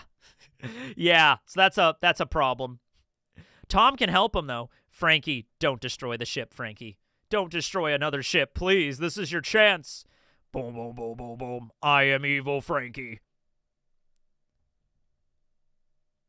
I'm sure he can, even in this version, even if evil Frankie could still do the super farts. Yeah. Oh, that's right. Killer ate a smile. He can't swim anymore. That is right. But, you know, that only applies if it's a sailing race. It's a race. All right? He can blow up the obstacles. That is true. I'm trying to... See, this is the question on whether or not it's, like, a competition. Like, can Frankie just blow up all the competitions and just sail there? Or does he actually... I feel like with every time we do one of these, he has to actually follow the rules. He can't just, like, I blow up all the obstacles and I blow up all of the competitors and I make it to the finish line. Yeah, I don't think he can do that. We're still going. Yes, we are. Although I am feeling a little bit hungry. So I think I'm going to order some food while I do the poll here. Because I think by the time we're done with this, I think my food will probably arrive. Yeah, we'll probably do that.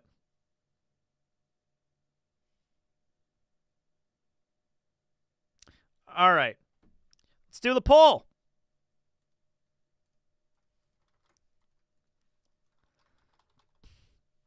Evil Frankie or Killer at a sailing competition. You guys do that. I'm going to order food.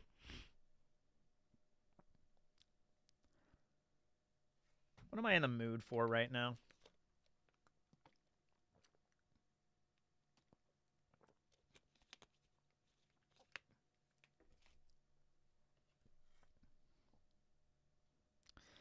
Do I want sushi?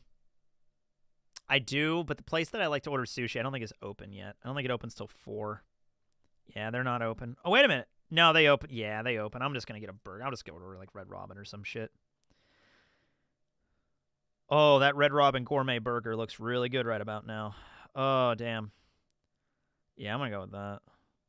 Oh, yeah, I'm going with the Royal Red Robin with the egg on it. Oh, that's so good. Oh, that's a good burger. Yeah, give me that. Give me the give me the sweet potato fries. I love the fucking sweet potato fries. Give me those crispy fries. Yeah.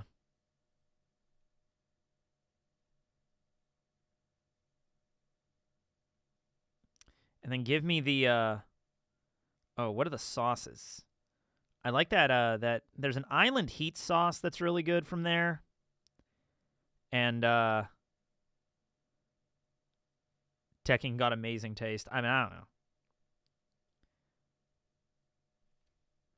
Add a side sauce. Oh, yeah, here we go. Yeah, give me, give me that island heat sauce and the honey mustard. That's really good.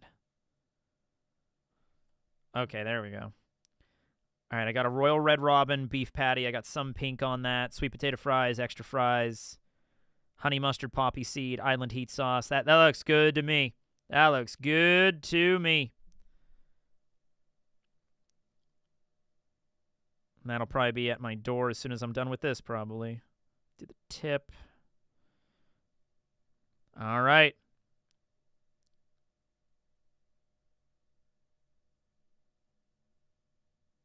All right, there we go. Tekken food review. Sauce. All right, who won? I wasn't even paying attention. Who won? Oh, Evil Frankie won. Okay. Okay, Evil Frankie won. Okay, good. There we go. Oh, man, I wish Red Robin had tater tots. Wait, did they have tater tots? Did I just screw myself after tater tots? Oh, well, whatever, it's fine. If they have tater tots, I'll get them next time. All right. Evil Frankie won that sailing contest. Good for him. All right. And I ordered a meal. $3.11. All right. Round 18. Wapple versus Conus with a bazooka. Loser bracket. Let me take off Evil Frankie here. All right. Enlightened Wapple versus Jacked Conus. We have like someone that has perfected the mental acuity and someone that has perfected physical acuity. All right, we have two here. All right, what do we got? We already did that one. They get the okay, Conus still gets the boxing match then. Boxing match. No devil fruit or hockey allowed. Also, no bazookas. I'm just going to say it's a boxing match. You're not allowed to use a fucking bazooka. No devil fruit, no hockey, no weapons. There is a referee. Winner decided by KO or forfeit. It's a, let's get ready to rumble. Let's do that as a boxing match. Time to do it. Brains versus Brawn. And Conus has just finished the Rocky training montage of a lifetime. She's like, hearts on fire. She has the moment where there's that little, like, the picture of Drogo that Rocky grabs off the mirror and, like, crushes it. It's the same thing, but with Wapple. Like, Conus is just like, hearts on fire, strong desire. Oh, my God. Oh, dude. Choose a random cartoon character to be the ref. I could do that. I could choose a random cartoon character to be a referee. That's fine. Okay, random anime character or random cartoon character? We haven't done the anime character yet, so let's do the anime character one. Thorfinn. Thorfinn, end of series Thorfinn from Vinland Saga is the ref. You know what? That's cool because Thorfinn would be fair. That Thorfinn, by the end of that, now beginning stage Thorfinn would be fucking just violent, cut his throat out. That would be that. But end of series Thorfinn would be a very fair and non-biased judge. He would be extremely like, hey, we're going to do this the right way, and that's the way this is going to be done, right? He would be like, I am a good ref, okay? I don't know him. Well, read Vinland Saga, and you will. All right, so Conus versus Wapple. Wapple is focused, but he cannot use his Devil Fruit ability. Conus, she just walks up and just pummels the shit out of Wapple, I think. It's a boxing match. The ref has no enemies, no allies. They're just like, I am going to go honest here. And he's going to be a good referee. I feel like end of the series Thorfinn would be a very, very fair judge.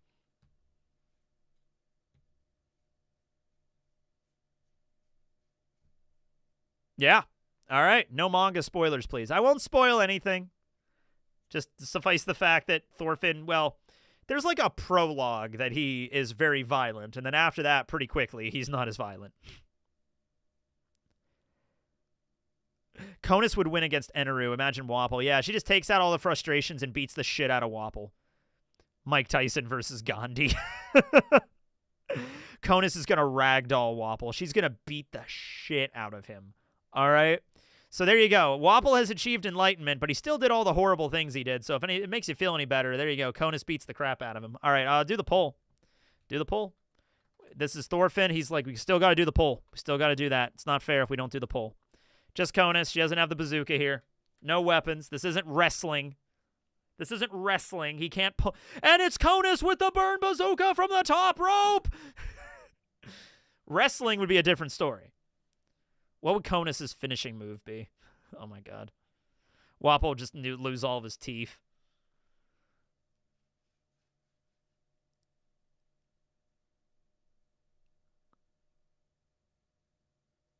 All right, Conus. I think Conus very handily has this. 80%, 82%. We don't know Wapple's awakening, although maybe he could achieve it, but I didn't say awakening, so no, he's focused. He's focused. Angel Fist. The Fist of Fate.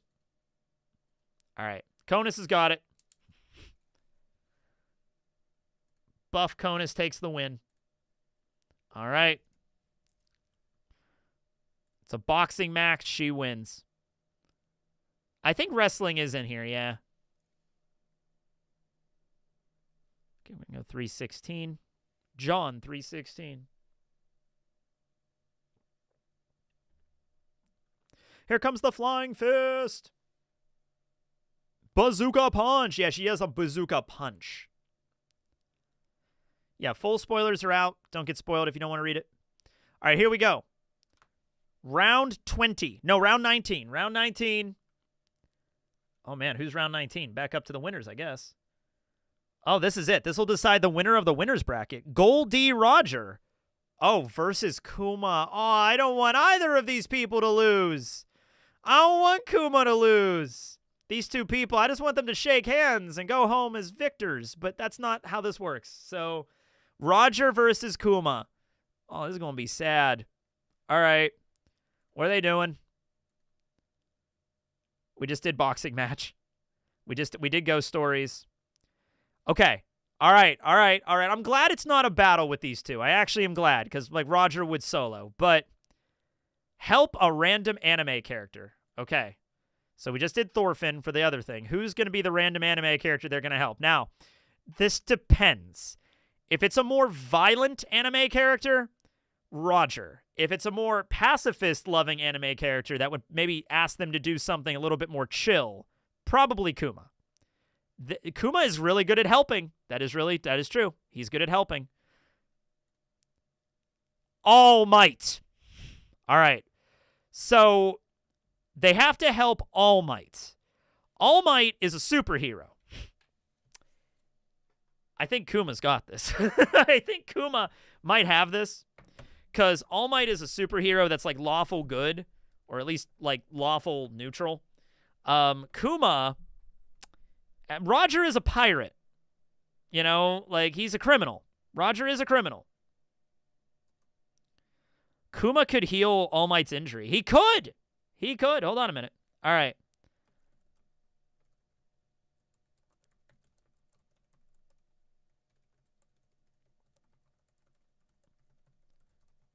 Okay. We're going to find out what they're going to be doing in a second.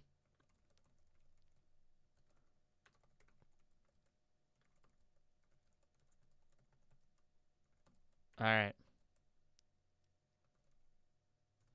Okay, here we go. What task are they going to have to help All Might with?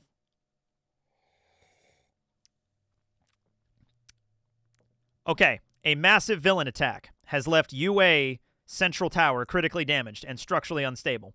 Dozens of students are trapped on the upper floors. Rescue teams are overwhelmed, and with All Might weakened in his current state, he needs outside help to help him. Okay, I can actually kind of see this. Like, let's say there was a disaster at UA, and All Might is, like, really close to the end of his, like, he can't use his powers as much. He might even, actually, by the way, it might just be weakened All Might. This might not be, like, power All Might. This might be weakened All Might. He literally cannot move bricks and shit. He's too weak. So he needs help. There's students that are dying, and he needs, like, a rescue operation and other heroes to help him. So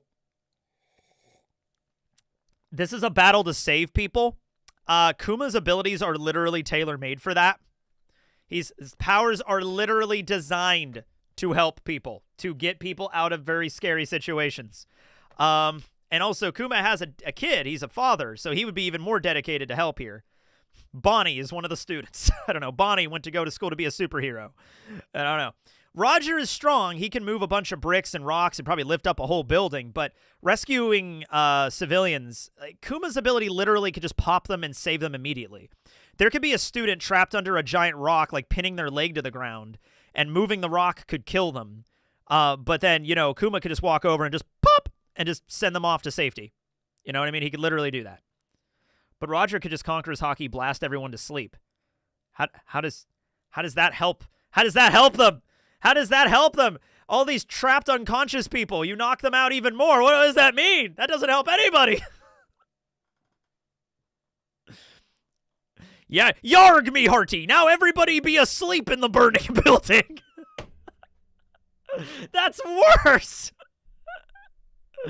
Oh, yeah. But All Might, like, let's say if it's All Might, he's too weakened. He can't just turn into a muscle form and help everybody, so he's like, he needs help here. He's going to do the best he can, but like, damn. Yeah, Kuma is literally made to be search and rescue man. Like, that is literally what Kuma is.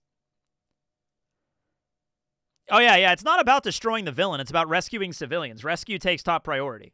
Yeah, I guess Roger could kill the villain, but we're talking about rescuing civilians. It's a search and rescue operation. That's what they're doing. At least they'll die sleeping. Shit. He can also treat their injuries. He can administer first aid with his ability. He has a quirk. What would Kuma's quirk be? Bubble. He can reject things with bubble quirk. He could use observation to locate everybody. That's true. So Roger could do that. He could locate people. Honestly, Roger and Kuma working together would be great here, but it's who would be more better at rescuing civilians, and I think that would be Kuma. He could move things out of the way. That would be like, oh my god, he's pinned. If you move the rock even a millimeter, it'll crush his heart. And be like, oh, that's fine. I could just touch the rock and it'll get flung to the stratosphere, so we don't have to worry about that. You know what I mean? Yeah, he can also... Kuma's also super strong, too. He can lift buildings and shit, too, if he needs to use that. Yeah, I'm picturing Kuma in, like, a search and rescue gear, like EMS gear, and, like, firefighter attire. He's got this. Yeah, I think he's got this. Oh, my God. You know what? I'm actually okay with this.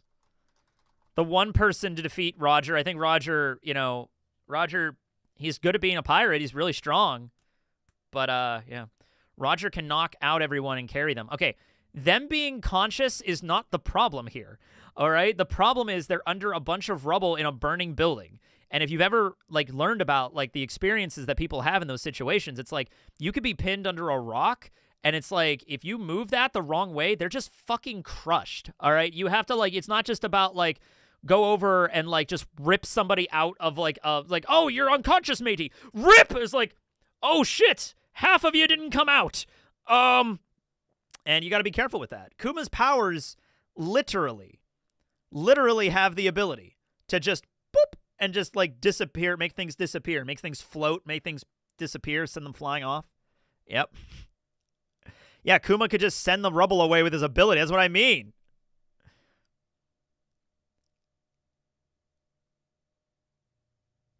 An unconscious person is in severely more danger than an unconscious one. Yeah, they also can't let you know where they are. Does Kuma have hockey? Let me check that really quick. Don't know if there's ever been a moment where Kuma's shown to have hockey.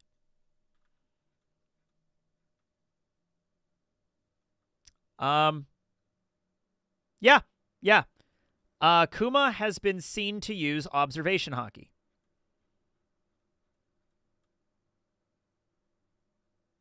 Not seen to use. Also able to use. It's a Vivre card. It's a Vivre card information. But I guess we take Vivre card here unless we have anything else that contradicts it. Yeah, he can use hockey. And he punched Saturn. So we know he can use armament. Yeah.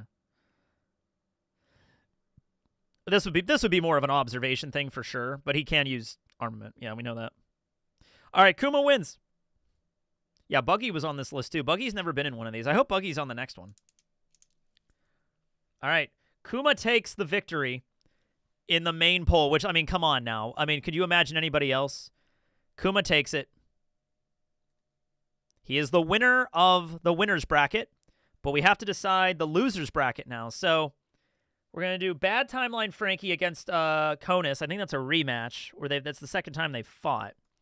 Then whoever wins that goes up against Roger. Oh, God, Roger's going to be the gatekeeper of the loser's bracket for sure. Oh, man, that's going to be tight. And then whoever wins there, Kuma might have, like, Roger might be fighting Kuma in a rematch. Let's be honest here. But okay. 325.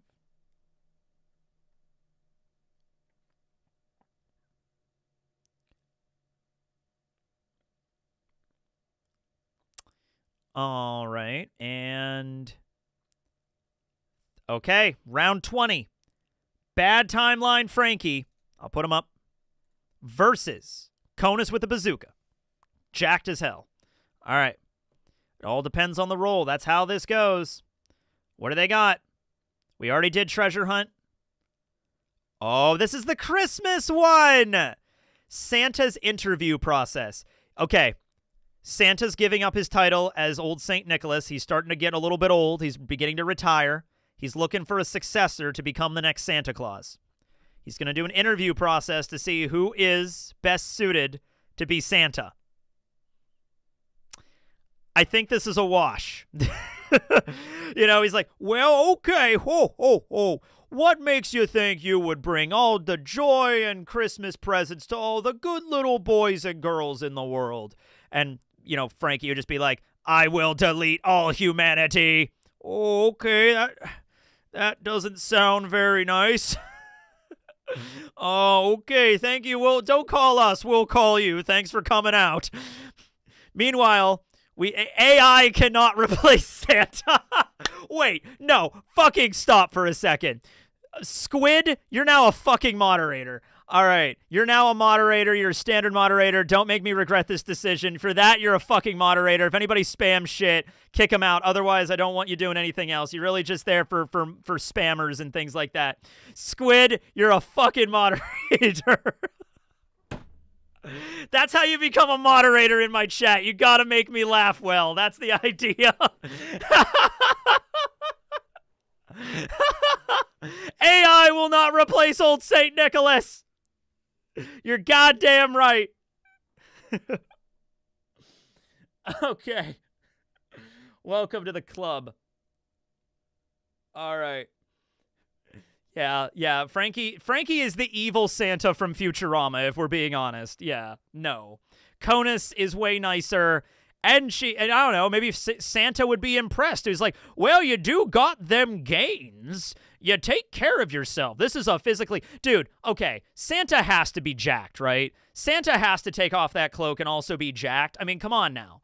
The dude, that takes some physical... I mean, I know there's magic involved. There's no way Santa could go to every house in one night without magic being involved, or at least being able to, like, you know, fuck with the space-time continuum a little bit. I get that. But, like, Santa has to be in good physical condition, right? Like, he might be a fat guy, but he's got to be able to lift some shit, right?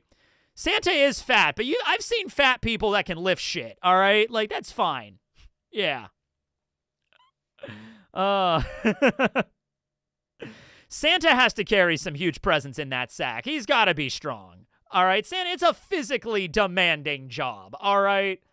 Regular show Santa? I've never seen regular show Santa. Hold on, let me look up regular show Santa here to see what he looks like. That's another show that came after my time. That was really after my time. I never really saw it. Santa.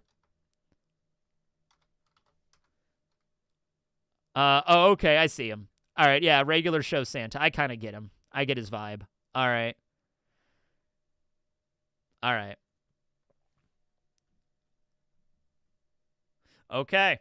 So, I think we all agree that Conus wins this. I'll go to the poll. Evil Frank. If it wasn't Evil Frankie. If it wasn't Evil Frankie. Conus clearly takes good care of herself. She's clearly healthy. She's working out like crazy. She has a bazooka. Maybe the bazooka is a little bit like, well, now, why do you have the bazooka?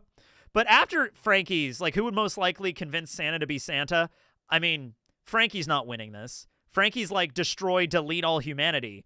You know what I mean? And he wants to destroy all the ships. What did the ships do to him, you know? So Conus is literally an angel, too. She's literally got the angel wings. Yeah. Just quote Futurama. Yeah. Yeah, regular Frankie would be great. In fact, I think the good version of Frankie in the future implies that, like, hey there, kid, you have that bicycle that was broken? I fixed it for you. I also added some jet propulsion thrusters on the back. So that Frankie would be he would be a very unorthodox Santa. You'd wake up in the morning with a BB gun, but it's a BB gun with, like, a laser function. You know what I mean? Like, that's the kind of shit Frankie would give you. Be like, oh, sick! You know, like, that's the kind of shit Frankie would give out. But, dude, that'd be fun. That'd be fun. Yeah, Family Guy Santa would love automation. Family Guy Santa's actually on the cartoon list if you actually roll a cartoon character. Don't tell Teching Santa isn't real. What? Sorry, I didn't hear you. What? All right, Conus wins. Conus wins. She's better Santa. Okay. This next one's going to be tough. 331. Oh, boy. He gives your kids build-your-own radical beam kits. Yeah, I could see that. We need a Santa tier list. We do. I could do that. Maybe I'll do that for Halloween. Not Halloween. Christmas this year. Where's my sandwich at? Where's my burger at?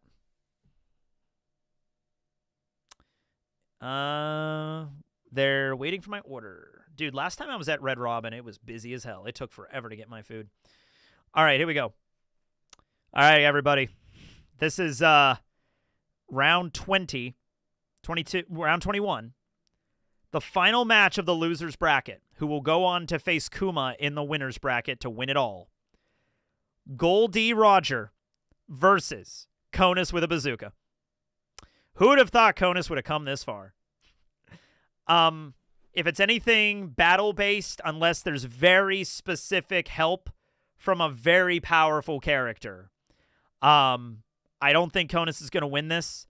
So let's make sure. I hope I'm voting for. I want Conus to win this. I don't vote in these, but I want Conus to win this. But you know, it's Roger. She's going up the King of the Pirates. How has it come down for this? This was rigged for her from the beginning. No, it wasn't, sir.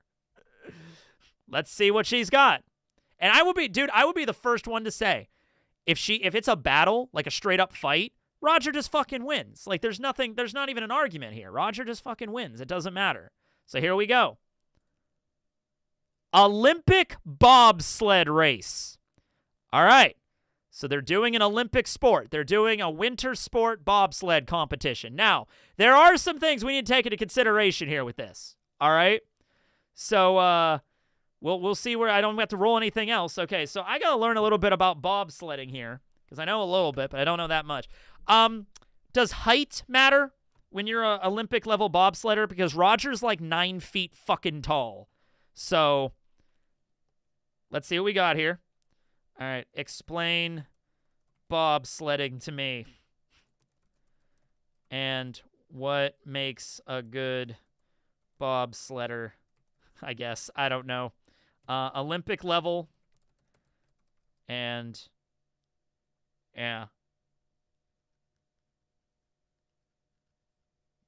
He just jumps from the top and lands at the bottom. Well, that's not bobsledding.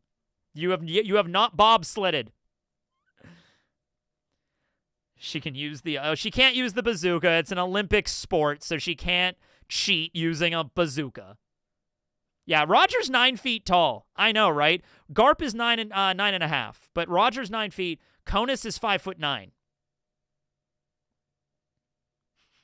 Everything is rigged. It was rigged from the very beginning. Actually, no. Some of this shit is so specific, and other shit is like wacky as hell. We did that SCP thing last time that ground everything to a halt for like 35 minutes. That was really irritating. So sometimes I just throw shit on here and just hope it works out okay. All right. Does being taller give you an advantage? Roger is 9 feet tall, and Conus is 5'9". I don't know, man.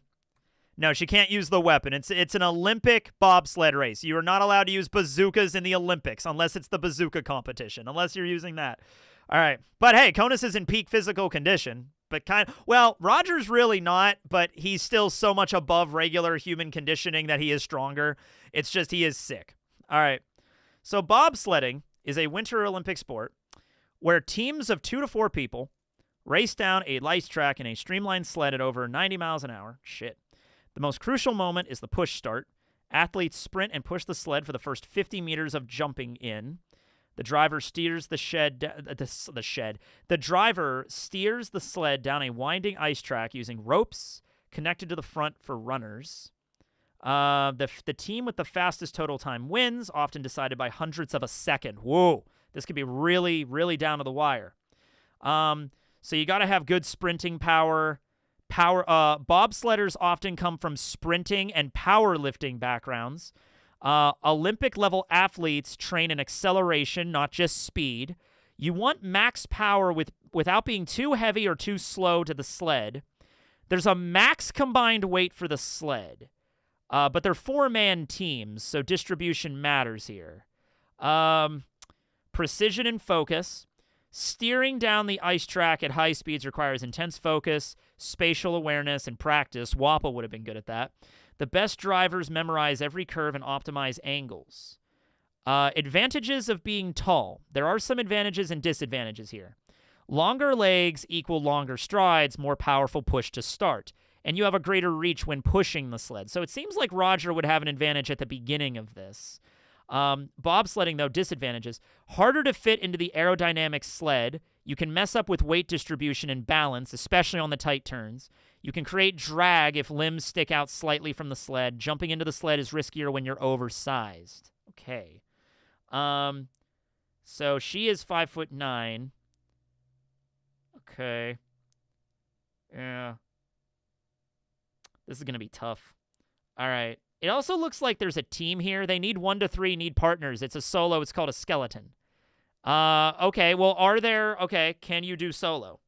If it's solo, can you do solo bobsled in the Olympics? If there's a competition for it, then it's okay.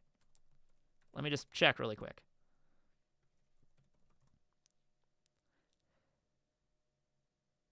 Solo bobsled is not an Olympic event. Okay, so they need people to help them with this. There's like a team of like 4 people.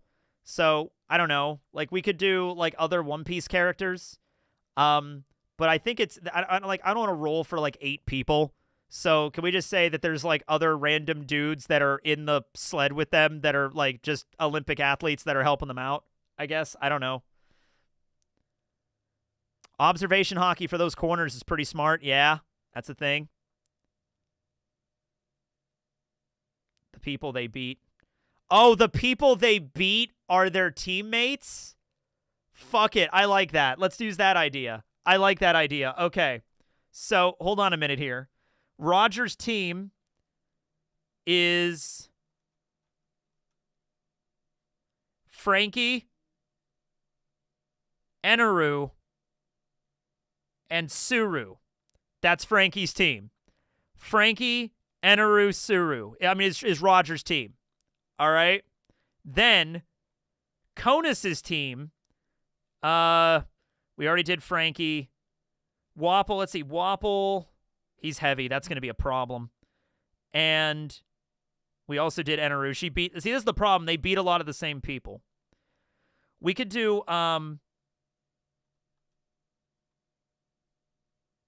Man, Frankie shows up in a lot of these. Well, we could do duplicates if you want to do duplicates. So Roger's team is Frankie, Eneru, Suru. Conus's team is Frankie, Wapple, Eneru. All right, we could do that.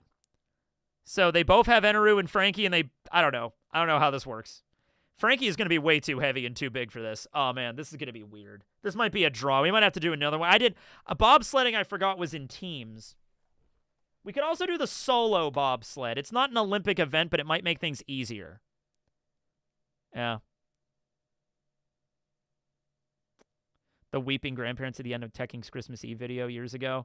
Probably something in reference to that crazy-ass story I told about saving the world with Santa Claus, or was that the Dollar Tree one? I can't remember. It's too niche. Okay, how about we do this? Because it's really complicated to do the teams. How about we just do the solo bobsled?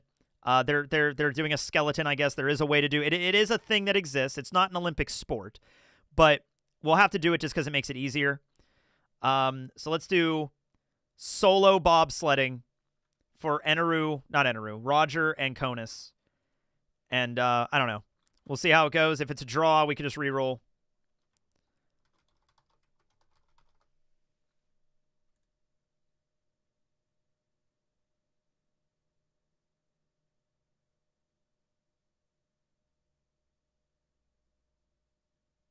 And I think Roger's got this one. I think he's going to be a little bit oversized in the sled, but he also is way stronger than Conus, and he has observation hockey, so he does know about the curves and shit. Boo. Hey, it was Roger versus Conus, man. Like, this is going to be tough for her. All right, I wanted her to win. I have people I want to win every single one of these tournaments. Sometimes I win, sometimes I don't. But, like, hey, what are you going to do? If it was who is the best, he's too big for the sled. I mean, usually when we do this kind of stuff, like we had a skateboarding competition we had a surfing contest, and Moria was in it. And I just gave Moria a surfboard that was his size, because otherwise he would just fail immediately with a normal-sized surfboard. So we're going to have to do the same thing here with Roger's course is specifically tailored to somebody that's 9 feet tall. Let's just go with that. Yeah, because we've done that before. Conus is bulked up, but that doesn't give her observation hockey. So here we go.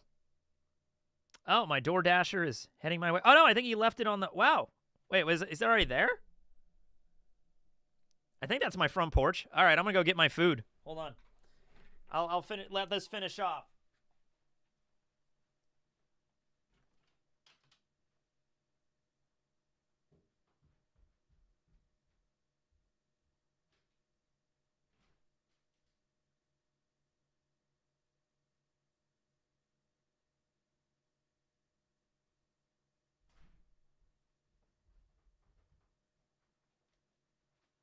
Okay. My food was not there. Hold on a minute. It just says he's heading my way. Maybe, do they take pictures when they pick it up, too? I've never had somebody do that before. Yeah, no, I think he just picked it up. Okay, cool. That was nice of him. I've never had a DoorDasher do that before. I've never had them take a picture of it when they picked it up. That's good, though. He does what they know what they're doing. Good job. Doing good. All right, Roger wins. I wouldn't be surprised. Like, Conus is really physically able right now, but Roger's physicality just blows her out of the water. Like, it's not even close. Conus can bench press, let's say be generous and say bench press 500 pounds. Roger can lift up a fucking building. So, that's how it goes. It's Barry's stream now. All right. Sorry, Conus. You lasted a long time. You were in the last tournament in this one. You had a bazooka. You trained really well. You made it all the way to the last round of the loser's bracket. But I'm sorry, Roger's the king of the pirates. You just lose. All right, rematch. Kuma versus Roger. Wait, hold up. I gotta put down the time code. Actually, 3:44. I just missed it. Hold on a second. So I'm writing down the time codes to make it way easier when basically what I do is I scan this, and then I have Chat GPT just like lay them all out in like a notepad format, and then I just copy and paste them into the video, and then all the time codes are fucking set. So yeah, I hope it's not a battle. I hope so either. Now, here's the thing. Roger, though, has to win twice because he's coming from the loser's bracket. So if Roger wins, then we go to round 23, and then he has to beat him again to win. All right? Kuma only has to win once. If he wins once, he takes the whole pancake. You know what I mean? Garling shows up. Garling is going to show up and win the last round, though. That is going to happen. All right, who is better at beating Conus? All right, here we go. Round 22. Final round, maybe. Kuma versus Goldie Roger. Got to see what it is. Nothing! They do nothing! I'm like, all right, no, that's reroll that. We already did the snowball battle. Another nothing. Arm wrestling. Now, wait a minute. Wait a minute. Wait a minute. Kuma is strong as hell. Kuma is strong as hell. And Roger's strong as hell, too. They can both lift up fucking buildings. But Roger's also really sick right now. Kuma's in peak physical condition, and he's partially modified with the cybernetics. This is tough, and he's a buccaneer. This is tough, actually. If we're just talking raw physical, we're just doing raw strength here. No hockey, no armament, no devil fruit bullshit. Raw physical strength in an arm wrestling competition. This is actually kind of tough because they're both strong. All right?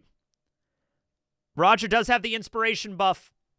Shit, he is heavily motivated. He is heavily motivated right now. He has the spirit and the will of Joy Boy powering him through. I think the motivation might actually call it. I think with the motivation, I think Roger might win, even though he's sick. He might be coughing up blood by the end of it, but I think he might win. I don't know. Raw strength, I wouldn't be so close to just say Roger's way stronger in raw strength for Kuma. Kuma's built like a brick shithouse. Yeah, I don't know. I don't think they're doing this on an indestructible table made of sea prism stone. They're doing this on top of a poneglyph. The poneglyph is their table. All right. This is crazy. I don't even know. You know, this is nuts, but I'm going to start a poll because, like, there's not much I can really do with a fucking arm wrestling competition. You know, it's just who's physically stronger. Go. Hockey's not allowed. No, it's just raw strength. It's not, you can't use devil fruit powers. It's a raw strength contest. Oh, man. This might be a draw. But Roger is motivated. He's very motivated. That was his buff.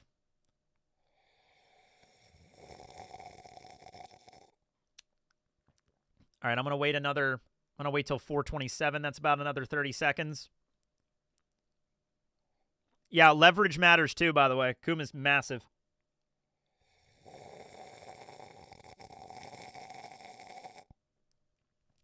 Oh, yeah. Kuma's way taller than Roger. Kuma's like 20 feet tall. He's huge. How big is Kuma?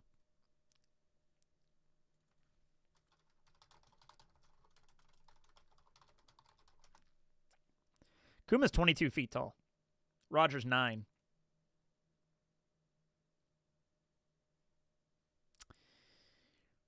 All right. I think this one's too close to call. I don't know. It does say 53, 54. I did say 50. What didn't I say 52 or 53? I kept forgetting which one. I need to write down the number. I think it's 52 though. And it's super close. But Roger wins this. I'm going to say Roger wins this. Because I think I said 52, not 53. I said 52, yeah. Okay. Roger wins the last round. But he has to beat him again. All right? Again.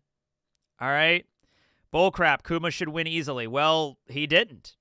It's 51 now. Now it's 52 for me, and I already ended it when it was at 53, so no. Reroll before you said hi. I thought you people... Okay, I got to stop because I always assume everybody knows everything about One Piece, and as much as I do, that's not right. I assumed you guys knew that Kuma was like 25 feet tall. All right? Like, well, Kuma's obviously 22 feet tall, and Roger's 9 feet tall. All right, fuck it. We'll reroll. Reroll it. Reroll. Okay, because I did add that information at the end. It hasn't ended. I said 4:27. It's like it ended like a minute ago. But, okay, we'll reroll. We'll reroll for the final battle. Okay, we'll reroll. All right, we'll make sure you understand Roger is 9 feet tall. Kuma is 22 feet tall. And he's super huge and he's super strong. Okay, we got it. All right. Here we go. Other competition. Who would be the best tour guide based on their charisma and knowledge and ability to keep a group entertained and safe? All right. Who would you want to be? Who is the better tour guide? Like, all right, come to fabulous Sorbet Kingdom. Or here is the Sabaody Archipelago. Come on, everybody. Come on, everybody. Together now, please. All right. So you're going to want to walk this way. Now, this is Sabaody Park. And it was established in the year 1501 by Mr. Sabaody. And he's the one that built this entire theme park. Now, originally, the theme park did not allow fishmen. And that policy is still today. It's a very dark history. So anyway, so Roger is jolly. I don't know, man. I kind of want Kuma to be my tour guide. I would want Kuma to be my tour guide. Roger is more fun. I don't know, man. I think Kuma would be more suited for this personally.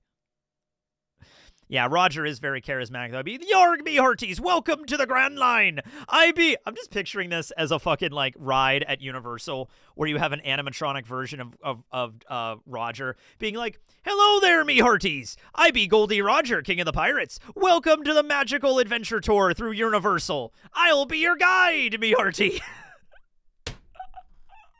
All right, that is good. That is good. Yeah, that is very good. Kuma would just be very polite, like wearing his glasses and holding a little sign that's like, all right, everybody, hang together now. Hold together now, please. Kuma's a good talker. He can talk.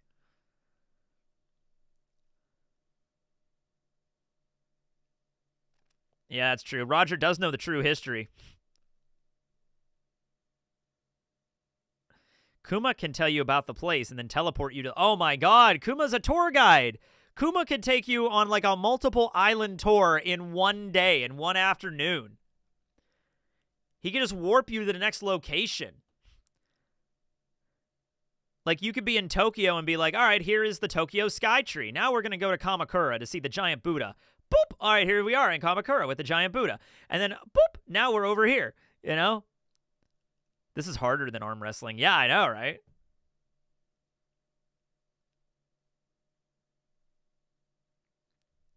So, I mean, I feel like Kuma's the better tour guide here. Kuma does not have a... What do you mean Kuma has a monotone? I mean, I guess when he has a monotone... See, I'm picturing Kuma during his flashback, when he was, like, traveling the world to try to help Bonnie. Not so much the Thriller bark like, I am Kuma. Where would you like to go on vacation? That's a very robotic version of Kuma that's, like, not his real personality.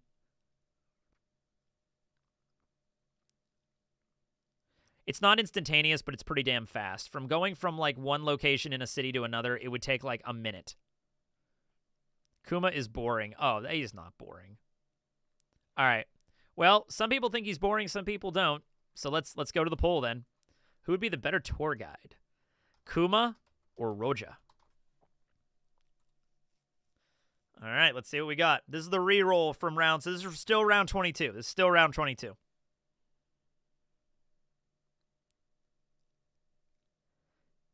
Yeah, he was partially cybernetic when he was traveling the world. Vegapunk was performing experiments on him, yeah. No walking on a tour? Sign me up. Yeah, no, seriously, I would take it.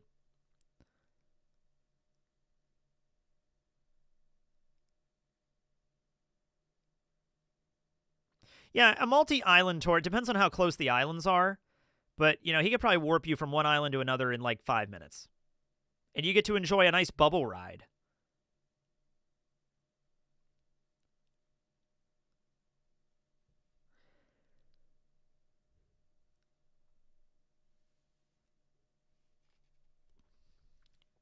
All right, teleporting around sounds fun. I think it does. All right. That's 56. Okay, that is well over the threshold at that point.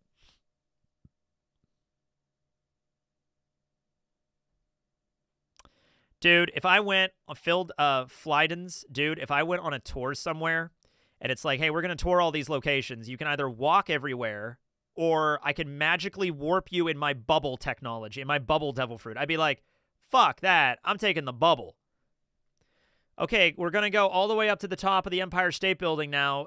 It'll take about it'll take forever going through the entire building and waiting in line and going up a bunch of elevators, or I could get us there in literally less than 5 seconds with my power. because I've had to go up the Empire State Building before, and it took like a fucking hour to get all the way to the top. And it was like, okay, we're on the top. Great. And then right back down. The bubble will not pop. The bubble is secure. Literally, you land with 0 damage. You literally land perfectly fine. You do not get hit. You don't have any whiplash. You literally land perfectly fine. You are fine. No, I didn't drop a penny from the Empire State Building, but I did kick a bottle of Dr. Pepper off of a building in New York. I was like 15 at the time, and my one friend was there, Jesse, and he's just like, "Hey, Matt, kick this bottle off of the building." And it wasn't the Empire State Building. It was like a 4-story building, and it was our hotel. And I went and I kicked it, and it flew off the side of the building and down. So it was an empty bottle of Dr. Pepper, But I was a dumbass teenager at the time. All right, it's 60%. Kuma takes this. Kuma wins. Kuma wins the tournament because that was a reroll, so Kuma's got it. And by the way, does anybody complain about that? Because I can't. I'm a little mad Conus didn't win. I killed a man with that bottle. That bottle fell down and lightly bonked somebody on the head. My uncle died when an empty Dr. Pepper bottle fell on his head when he was in New York. What year did this happen? Give me the month and the year of when this happened, sir. Kuma finally gets a win, though. But of course, as we all know, Garling comes in at the last minute and defeats Kuma. Now, he doesn't even get a roll. Garling just wins. So Garling is the winner of the tournament, and he wins the day. Kuma deserves a win. He really fucking does. After all the bullshit he went through, Kuma deserves to have a win and to fight in the Super Grand Tournament. Yeah.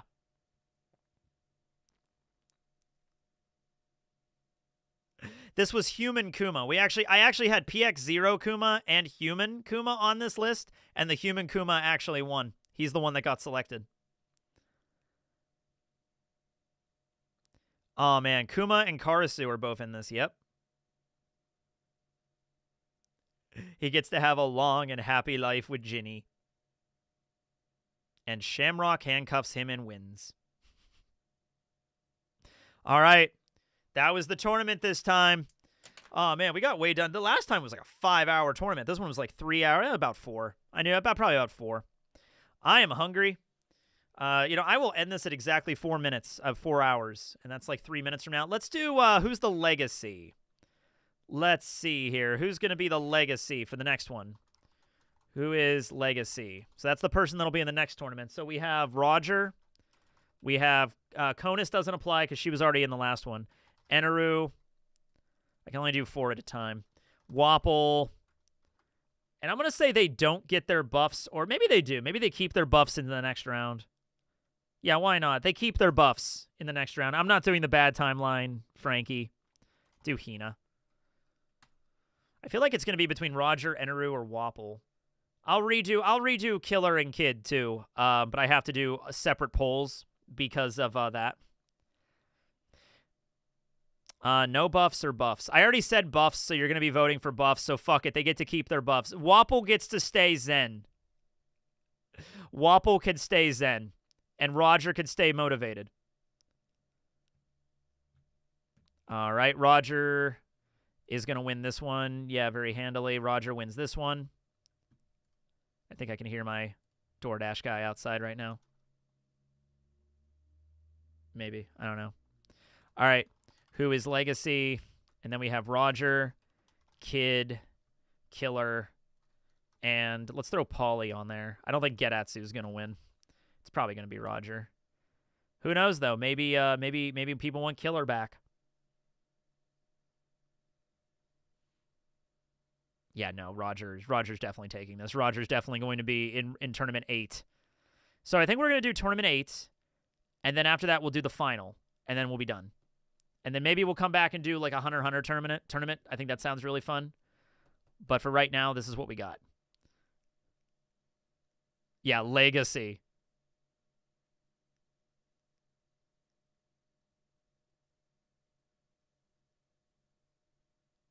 Yeah. Yeah. Paulie's actually coming in second. Paulie's actually coming up second, but Roger wins. All right, Roger is going to be the legacy for tournament number 8. All right. He's very heavily motivated. I'm going to write that down. Very motivated. All right. Well, hot damn, that was a fun tournament. But I hope you guys enjoyed. I am going to go eat my meal. And there's a chapter this week. Might make a video. I might get the Grow video out tomorrow, Biblo's ability. Might just get that done to finish off the Paramecias for November. And then Friday is the review. Probably. Yeah. Have a great Thanksgiving, everybody. I'm probably not doing much tomorrow, but then we're doing a Friendsgiving on Friday. That's what me and my friends are going to be doing. So, yeah, you guys all have a good Thanksgiving. Have fun with your families. Love you all.